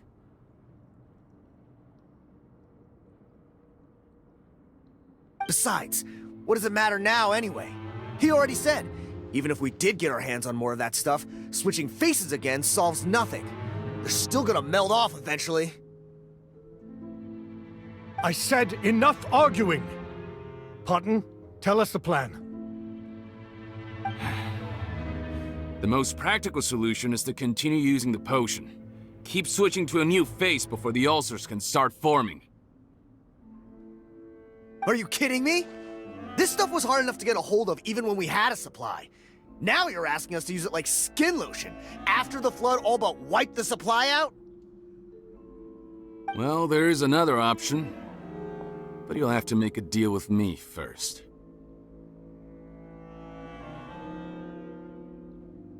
Okay, now we're talking. What's the deal? I have a document I took from that researcher that details how to make a replacement. Just give me one bottle of the undiluted fluid, and I'll get to work. What's the problem? I thought you always kept reserves. Or do you really just have one spare bottle each? What do you think? That we were shipping them into the fortress of Meripede by the basket load? Well then, say hello to never showing your marred faces in public again. Ugh, I've heard enough! Get him! Let's see if that document even exists! Freeze! Marechaussee Phantom!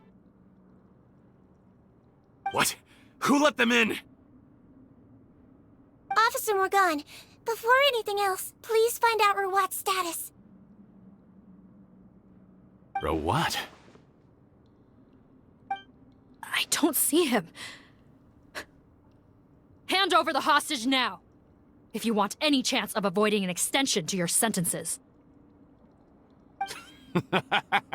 Spare us your condescending attempts to coax us back to our cells. You think we're looking to negotiate?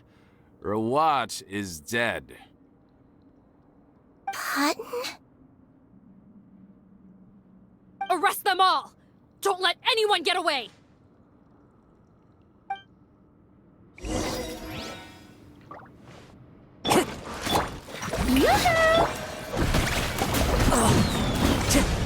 The wind knows me.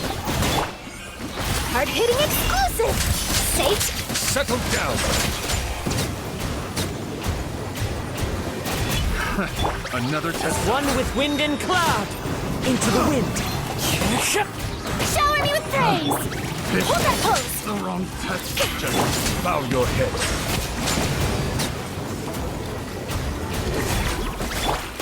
Breaking news! Let's see! He might feel a little prick!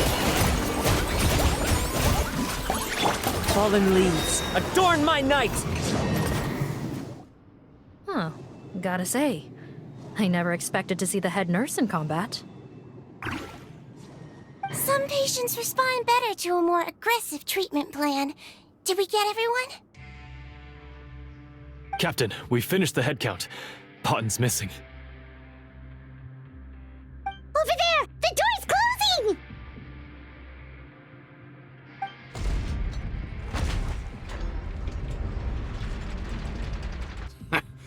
One group trying to arrest me, another trying to hunt me down. Good. I gotta kill two birds with one stone. How did he get up there? There must be a secret passage somewhere. Find it! Don't waste your energy. I already sealed it off. How naive. We have more people outside. If we're not back out by the agreed time, they'll come to our rescue. Well then, you'd better hope they get here in time.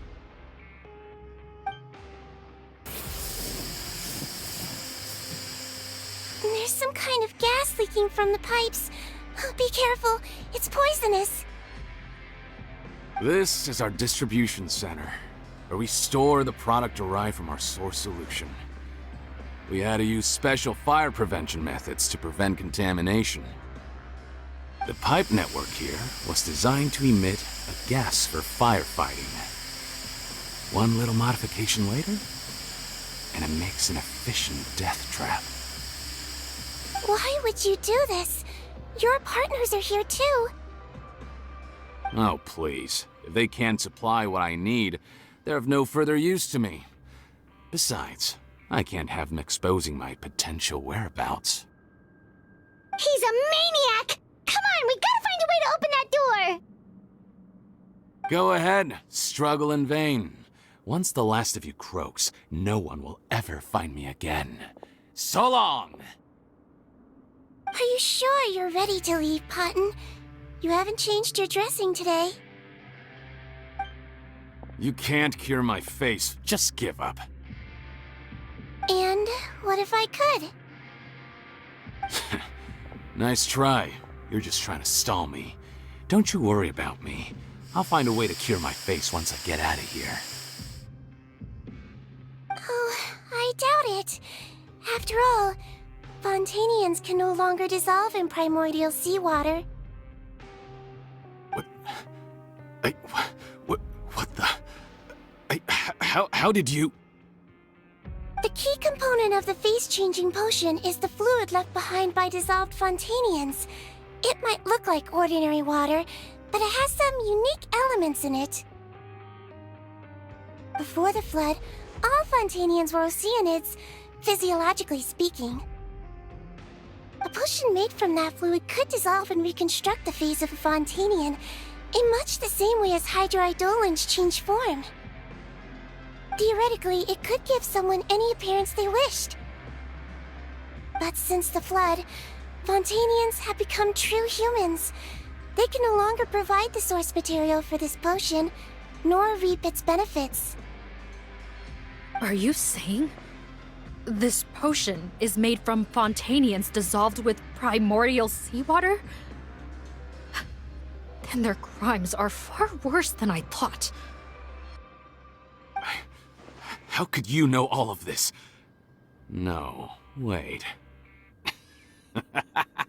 Of course!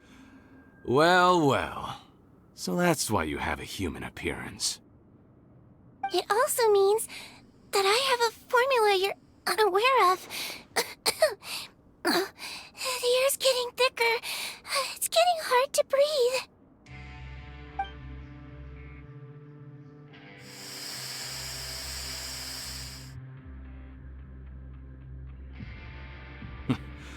I might get to make a deal today after all.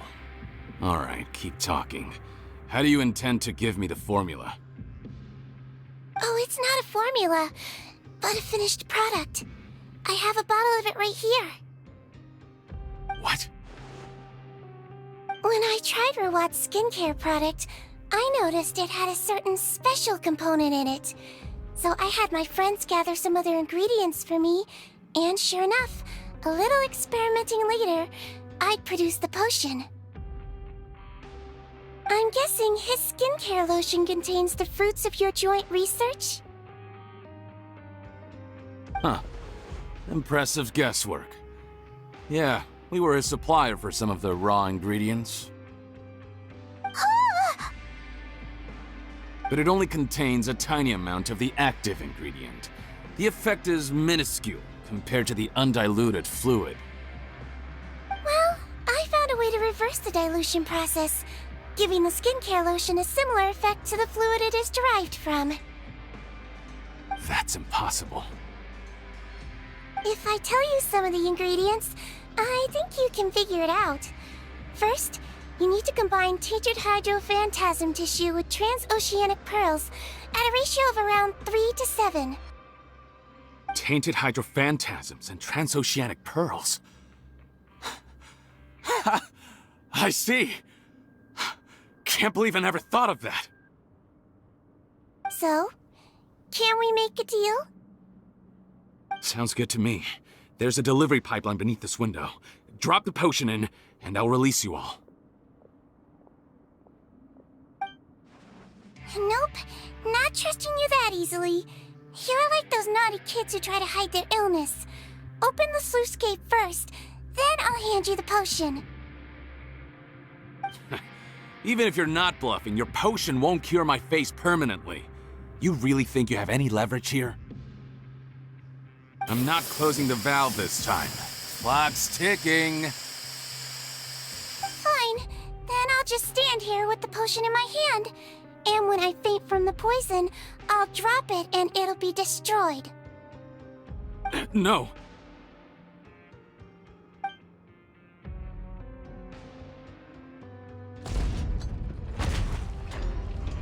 It's open! Disable that sluice gate! Jam it! Don't let it close again! That's more like it. In that case, a promise is a promise.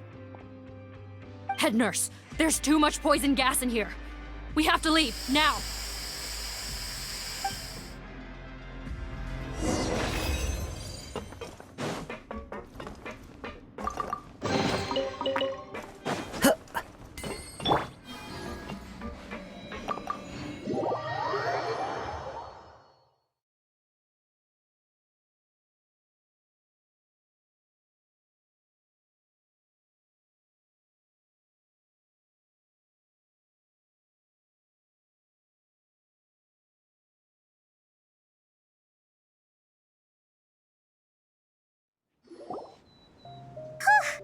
That was too close. That button is a real nasty piece of work. Oh, don't be too quick to sit down. Moving around a little will help relieve the soreness. Same goes for you, Traveler. Oh, but Paimon, you should be fine, right? Flying fast is pretty tiring too, actually. Anyway, that's not important right now. Paimon's still shocked to learn that there's a whole criminal operation going on behind that skincare lotion. Shame I ended up giving the improved version to Potten after finally making it for you. I'll make you some more, I promise. No, please don't. Paimon doesn't want to use that stuff anymore. Still, it was a pretty good job that Paimon wanted to buy some in the first place, huh? It ended up saving everyone's lives. That's gotta count for something. Yeah, Paimon was just kidding. Head nurse, I've done a final head count of our team and the criminals. Everyone's here and doing fine. We're ready to escort the fugitives back to the fortress of Meripede. It's a shame that we didn't find Rawat. At this point, I'm afraid he's probably deceased. What a horrible bunch. Especially that Potten guy. If he hadn't made good on that deal, we'd all be dead because of him. No, we wouldn't. I always keep a whole bunch of antidotes on me for emergencies, and one of them neutralizes that poison gas. We'd have been fine, even if you hadn't opened the gate. What? Then why did you give him the potion? If this is true, I must concur. Sorry to be blunt, but I think you made a bad decision by handing him that bottle. If he changes his appearance and flees Fontaine, it's unlikely that we'll ever find him.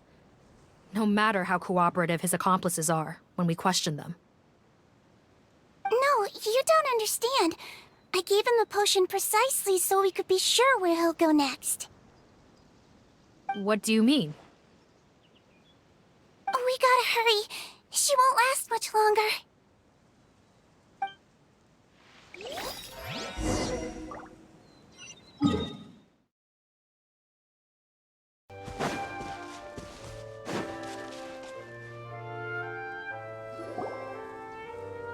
move a muscle. I might be short, but I pack a mean punch. Captain? You're just in time. While I was lying in wait, I spotted this crook snooping around, trying to find a way in. So I detained him. Whoa. His face. Are you... Potton? So this is where you were heading, huh? What? This is how Potton looked before his face was marred. His current appearance matches the mugshot on his arrest warrant. I see. Wait, so what's going on? Wasn't the whole point of the potion to disguise himself and escape Fontaine? Why would he change back to his original face and run right into our trap? Enough of this nonsense. Let me in! You better pipe down. There's an old lady in there who's very sick. No way are we letting a crook like you inside. To heck with it. Listen to me. I'm Rawat. That's my mother in there. He's gotta be lying, right? Rawat was a victim in all this. He was forced into it against his will. How can he and this monster be the same person? Forced against his will? That's the funniest thing I've heard all day. Back when I was being coerced, everyone thought I was colluding of my own free will. And then when I actually became a criminal in my own right, you all suddenly thought I must be under duress. Amazing what a difference a handsome face makes. Save us the speech. Explain yourself. You want an explanation? Fine. I'll tell it how it is. When I was just Potton, the whole world treated me with contempt. Ew. What do you want? Get away from me. Women despise me. Collaborate? You don't look like much of a researcher to me. My peers scorned me. Mr. Potton, was it? I'm most interested in your research. Consider my offer carefully. I doubt you'll find other investment opportunities. Only villains would work with me. You want out of the game? Forget about it. Turns out, I slipped up a little. Left your picture with some Marechaussee Phantom officers. Easy mistake to make. Now they've listed you as an accomplice and drawn up an arrest warrant. So I suggest you put any thoughts of running away to rest. If you get caught by the guards for being in the synth business, you ain't ever seeing the light of day again.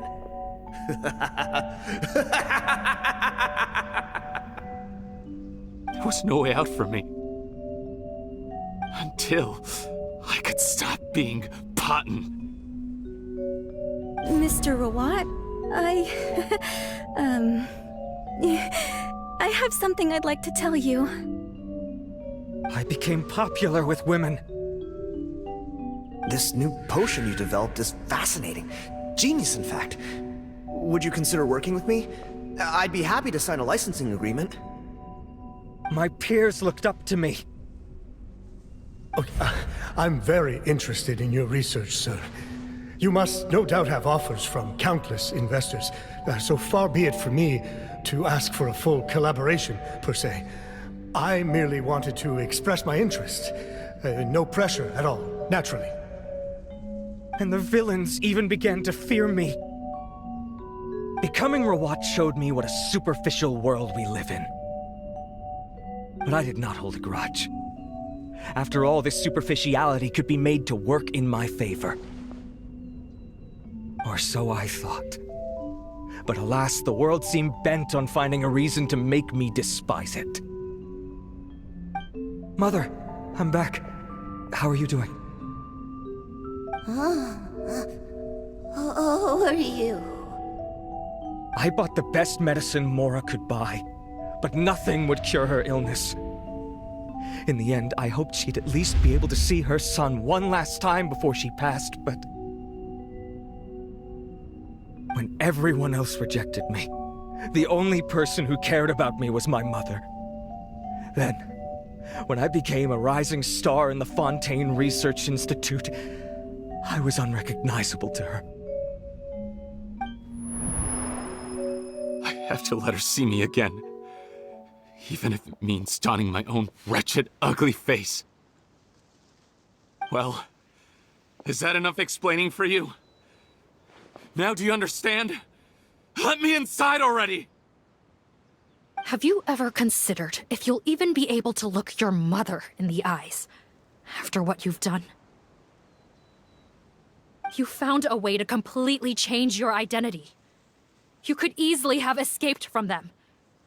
But no, you chose to keep working with them.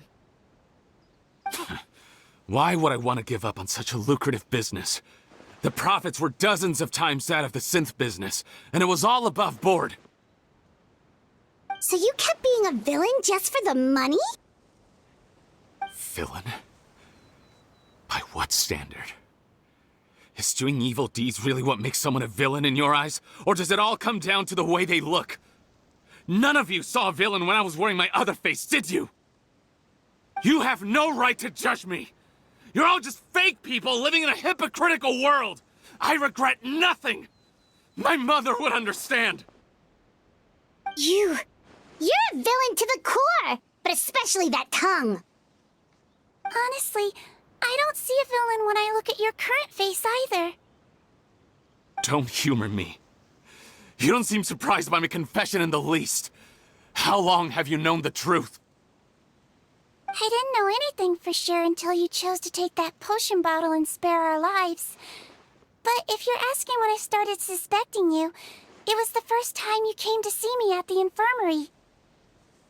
I had to confirm my suspicions. That's why I chose to join this investigation. Are you kidding me? A young, promising researcher and a wretched criminal? What on earth gave you the idea that they could be one and the same person? Well, there were no visual clues. This potion's face-changing effects are very powerful. Even as a Melazine, I couldn't see through the disguise. But I believe I understand humanity a little better than most of my kind. Humans have certain fundamental qualities that do not change with their appearance. Fundamental qualities, huh? So you think you're the one who's seen through me, do you? Most people probably don't know this, but I think I can guess what your deal is. Melazine constitutions are very close to that of water, so it stands to reason that the potion should work on them too. You use it yourself, didn't you? That's why you have a human appearance. Sigewinne? Yes, you're right. I'll bet it was back in the days when Melazines were discriminated against because of their appearance. It was either carry on living in the gutters as part of an alien race cast out by humanity, or become the head nurse of the fortress of Meripede, revered by all. Not a hard choice to make. It's a no-brainer. So you see, you and I were the same. And I'm the one who saw through you! That's not important right now. You came here to see your mother, didn't you? Well, I can grant you your wish. Huh? Head nurse, I'm not sure that's a good idea in his current state. Don't worry. Back in the warehouse when I traded the potion for our lives, I was doing it to test him. He was willing to risk sacrificing his only chance of escaping capture by opening the gate in exchange for the potion. Also, he could see his mother again. If nothing else, his concern for his mother is genuine. I see. So before you arrest him, please allow him to see his mother one last time. The Traveler and I will accompany him. You have nothing to worry about. All right. I understand.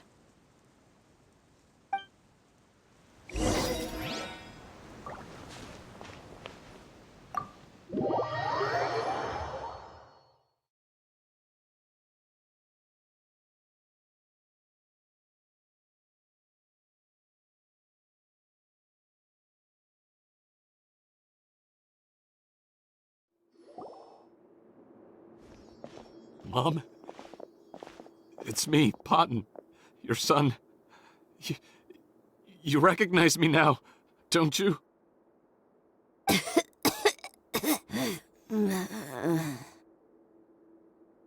Mom, what's wrong? I'm sorry, but I have some bad news. I examined your mother last time we were here, and it appears that due to her prolonged fever, she's lost her eyesight. What? Your appearance no longer has any bearing on her ability to recognize you.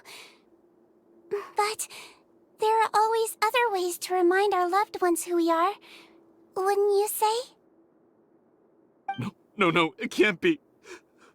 Please, Mom, open your eyes. It's me, your son, Potton. If you really can't see my face, then here, take my hand. Tell me you feel your son's hand.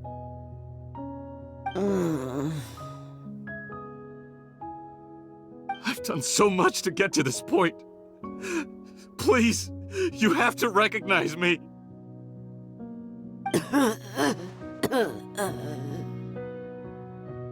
No.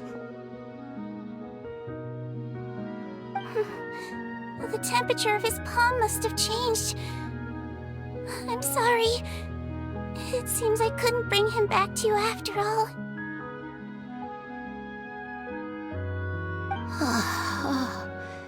It's you. Thank you.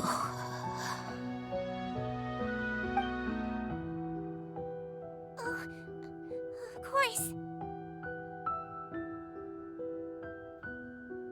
Mom, why will you answer her and not me? Why? No more questions, Potton. She's gone. Mom?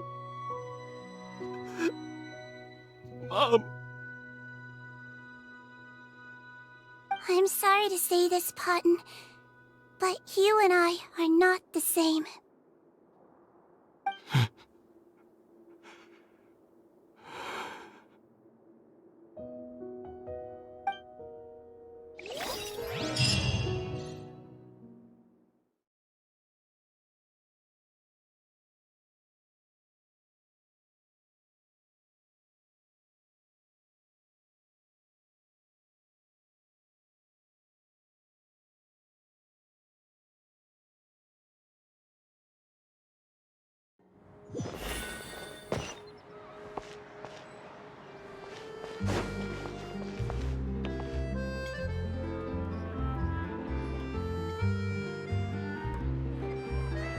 The wait is over, everyone!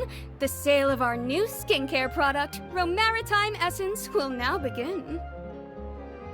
Another skincare promotion! And it's selling as fast as last time. Wonder what people would think if they knew what was in the last batch. Oh, Sigewinne's here too! Hey, Sigewinne! Oh, Traveler Paimon, hello! I hope you two got a good rest yesterday after all your hard work. Of course! Nurse's orders, right? Anyway, are you here to take notes for your next article? Actually, I'm mostly here to help Officer Morgan wrap up yesterday's case. Ah, that reminds Paimon. That stuff sold like crazy, didn't it? Is it gonna cause huge problems? Nope, there's nothing to worry about. Unless modified, Butterfly Dew is an excellent skincare product that's completely safe to use. Besides, officers have already retrieved all Butterfly Dew purchased on the market. Now it's just a matter of disposal.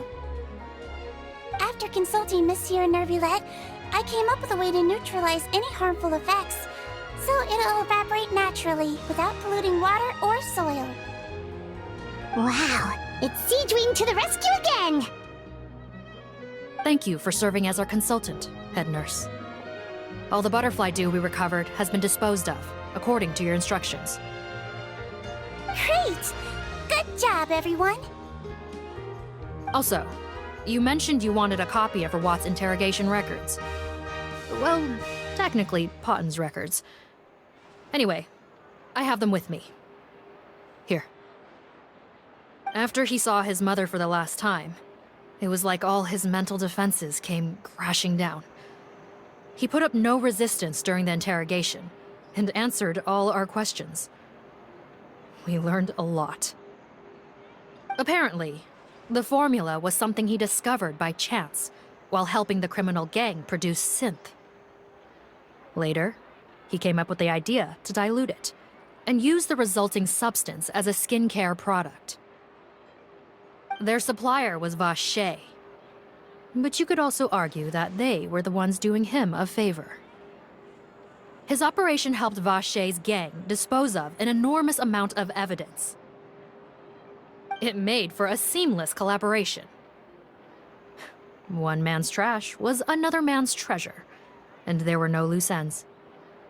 It's no wonder we never noticed what Potten's gang was up to.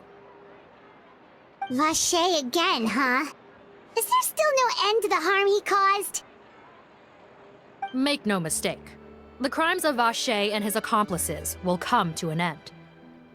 It's only a matter of time. Since the flood cut off their supply of primordial seawater, they've been forced to resort to riskier methods, like using their private reserve to attack people on the street. Naturally, those attempts all ended in failure. After receiving numerous reports, we were able to zero in on the gang and eventually round them up. That sounds more like it. Based on what he told us in his confession, we pretty much had him backed into a corner, even though he made a point of distancing himself from the gang while disguised as Rawat. He tried to throw us off his tail by reporting his accomplices, giving him enough time to transform back into Potten and see his mother one last time. But there was one thing he hadn't anticipated. Even though Potten had been missing for a long time, we were very much still on the lookout for him. So the moment he appeared in public after changing back to his original appearance, we caught him. So he tried this once before, huh? Guess he really did want his mother to see him again. But in the end... Looking at the interrogation records, it seems like he spent the first sum of money he earned as Rawat on his mother's treatment.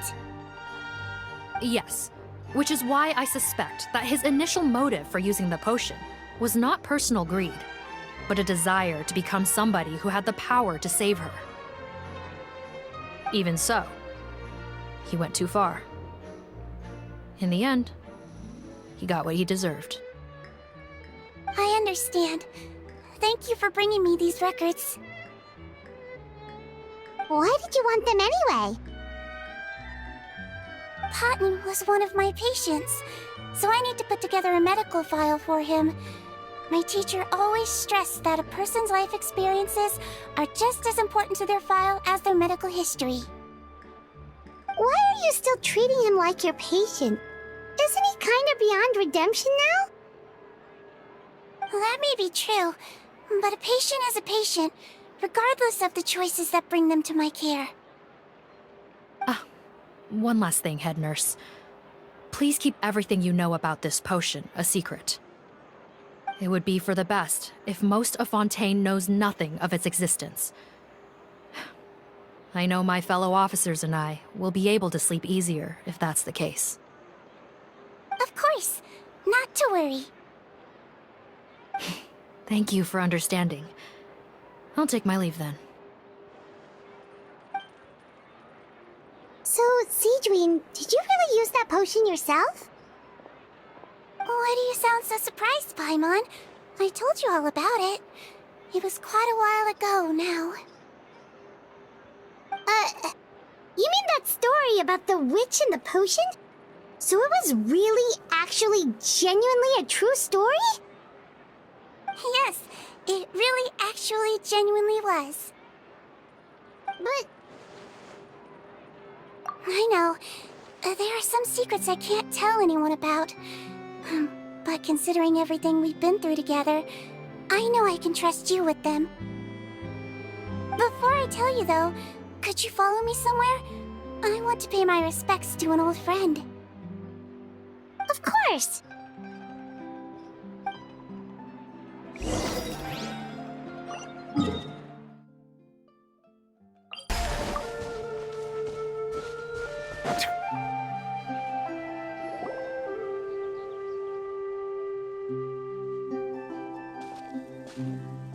Oh, Nervalette and Risley, they're here too!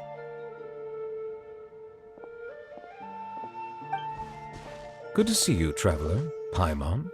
I trust all has been going well for you? Big news, everyone. The Udex is out of his office on important business. Is that genuinely something people would consider big news? Why wouldn't they? Important business is a big deal. Ah, yes, you're quite right.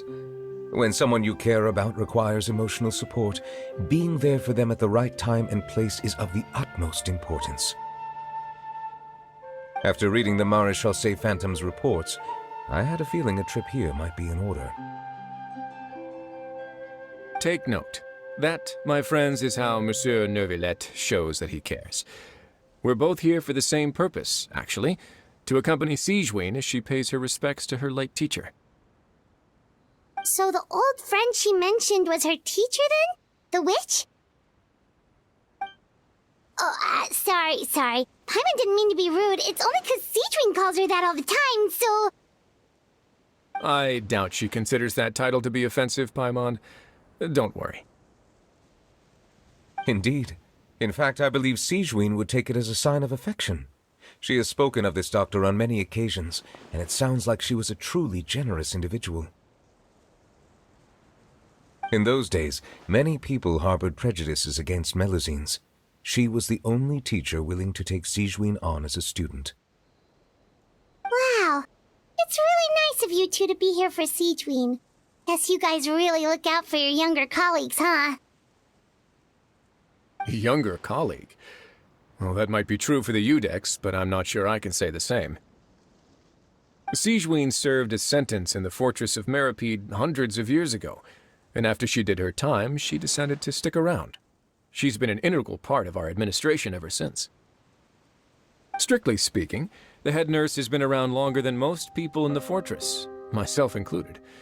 Pretty sure that makes me the younger colleague. She served a sentence? Yes. Long before I became Udex, there was an ancient law in Fontaine that prohibited any attempt to transform another species into a human. Initially, I and most researchers believed this law to have been imposed due to ethical concerns. But now, it seems more likely that the law was nothing more than an insurance policy, a way for Egeria to ensure that her people would remain insulated from the truth, thus enabling them to lead more straightforward, happier lives. Ignorance is bliss, as they say. Sigewinne had her reasons for choosing to obtain a human form, but the act was nonetheless in clear violation of the law. Could you tell us a little bit more about what happened back then? Certainly. Sigewinne does not object to her close friends learning about her history. In fact, I first learned of it myself because she confessed the truth to me of her own volition.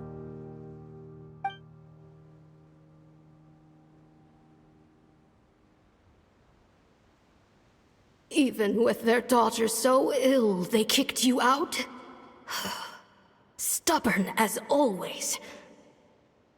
And prejudice isn't a disease I can cure either. Shame that I don't have the energy to get over there. You're laughable, you old witch. You want to save everyone in Fontaine, but you can't even save the patient before you. Master, what are you... I discovered a strange disease, one I suspect that every Fontanian suffers from. But without witnesses or proof, no one will believe me.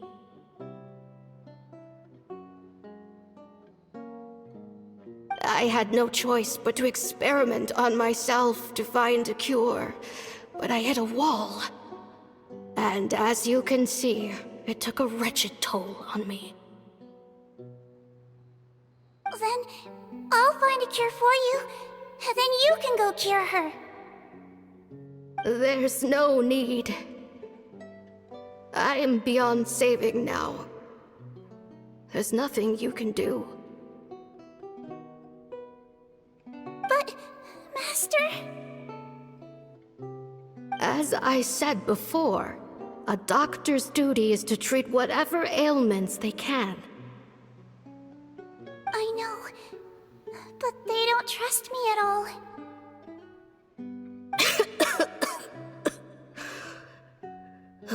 That girl. She's your first ever patient, isn't she? Tell me, what cost are you willing to bear to see her cured? I'll do whatever it takes. Even if it means breaking the law and being punished for it? As long as I don't hurt anyone. Yes.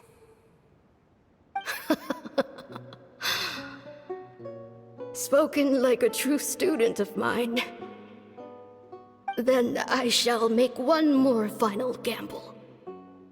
And see my experiment through to its end. Leave me for now, and come back in 2 hours. If I am able to work this miracle, then I will have found a way to save all Fontanians, and I shall be able to help you treat that girl. If not, then it means there is one more disease in this world that I cannot treat. In that case, do not come looking for me. I will leave you a parting gift. An accidental discovery happened upon through my study of this strange disease. It has little use, but it will at least help you cure this one patient you can reach.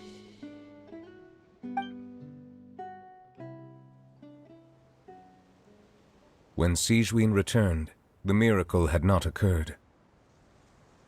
She found a potion bottle and a note on the table. After using the potion as instructed, she gained her current form, breaking Fontaine's law in the process. And after I had confirmed the veracity of the events, I gave my verdict. So that's what happened. I fear Sigewinne only understood the full story after the truth about the dissolution of Fontanians was uncovered. When I reflected on all this with that knowledge in hand, I felt a deep sense of regret. As I use the law to uphold justice, there are times when I cannot help but acknowledge its ruthlessness. After the final details of the events surrounding Sigewinne's transformation came to light, I checked several sources and, thankfully, the legal code does not require Sigewinne to shoulder any additional punishment. Wonder how she feels about all this. Since she invited you here, I imagine she intends to speak of these matters with you, no?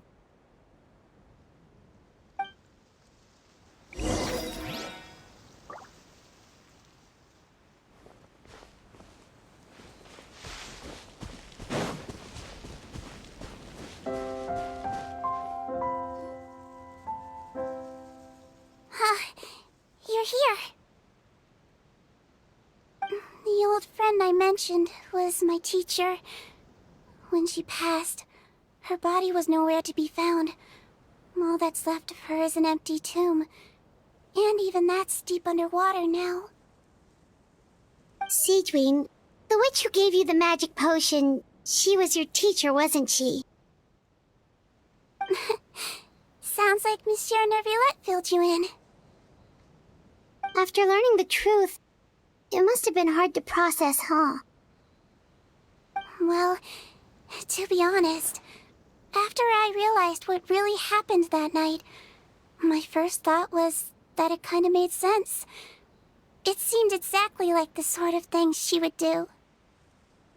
But she was planning to sacrifice herself and never told you. That's just who she was. If lying is what it took to get a kid to take their medicine, then that's what she'd do. All right, but why did you turn yourself in? I broke the law, simple as that. My teacher made her choice, and I made mine. True. It's just the way Patton framed it when he was asking you all those questions, it made Paimon really mad. You're not like him at all, and everything Neverlet said confirms that. And yet, you were still convicted and thrown in prison. It just feels so unfair. Unfair? I happen to think just the opposite. If I hadn't served that time, I'm not sure I would have been able to stay strong when he was questioning me. What makes you say that? I knew you'd be curious. Let me tell you a story. The verdict came down. This Melusine is guilty. The Iudex defended the authority of Fontaine law, but he did not confiscate the Melusine's medical kit. And so, the Fortress of Meripede gained a new little doctor. She still wore her hood and raincoat, even though it never rained in the fortress.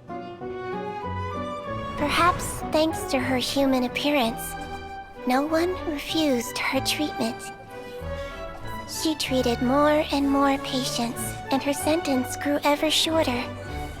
Finally, the people of the fortress could not live without her, and though her sentence ended, she did not leave them either. Then one day, she received an invitation from the outside world. The location seemed familiar, and when she arrived, an old lady was waiting for her. She saw right through the Melusine's disguise, but didn't reveal it. Instead, she asked a question. Tell me, why do you think you gained the respect of so many people, despite being a Melusine? Because I look like a human? It's been 50 years, Sigewinne, and you haven't aged a day. I think everyone knows you are not human. I finally found you, after all these years. I still remember, you know. It was you who saved me that night. But how? I was no longer a Melusine by then. Does it really matter if you're human or Melusine? I remember the warmth of your palm. It's quite unmistakable. And you know what? It hasn't changed one bit. You don't have to hide anymore, Sigewinne. These days, everyone wants to make friends with Melusines. And I think that it's all because of you. I'm sorry I couldn't say this until now, but thank you, Dr. Melusine. Now that's an ending Paimon can get behind. After hearing everything Patton said, I wanted to tell him that it didn't matter who he looked like on the outside. But it was too late. The warmth in his palm had already disappeared. I tried to treat him, but the roots of his problem had nothing to do with his face. I understand. Thanks, you two. I appreciate you being here for me while I talk this through. Oh, it's nothing. Our pleasure. Oh, there's one more reason I invited you here. It's about time I finally give you what I promised. In order to restore the appearances of the face-swapping victims, the Marechaussee Phantom gave me special permission to make a few bottles of that potion. And I made one extra just for you two. We don't need it though. Shouldn't we destroy it? Well, even if you chose to destroy it, I still thought I should give it to you first. You two did so much for me. How could I break my promise? Well, fair enough, but anyway, Paimon's definitely definitely not interested in this stuff anymore. Still, if this is the very last bottle in all of Teyvat, getting rid of it would feel like kind of a waste. Maybe we can give it a special meaning somehow. Ooh! Paimon's got it! Melusine physiology wasn't affected by the Great Flood, right?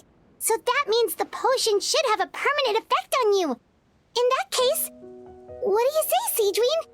Ever thought about transforming back to the way you used to look?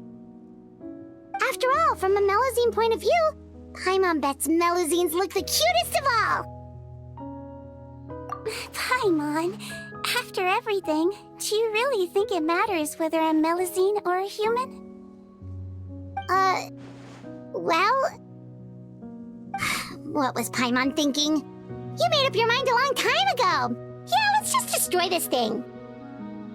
Leave it to me.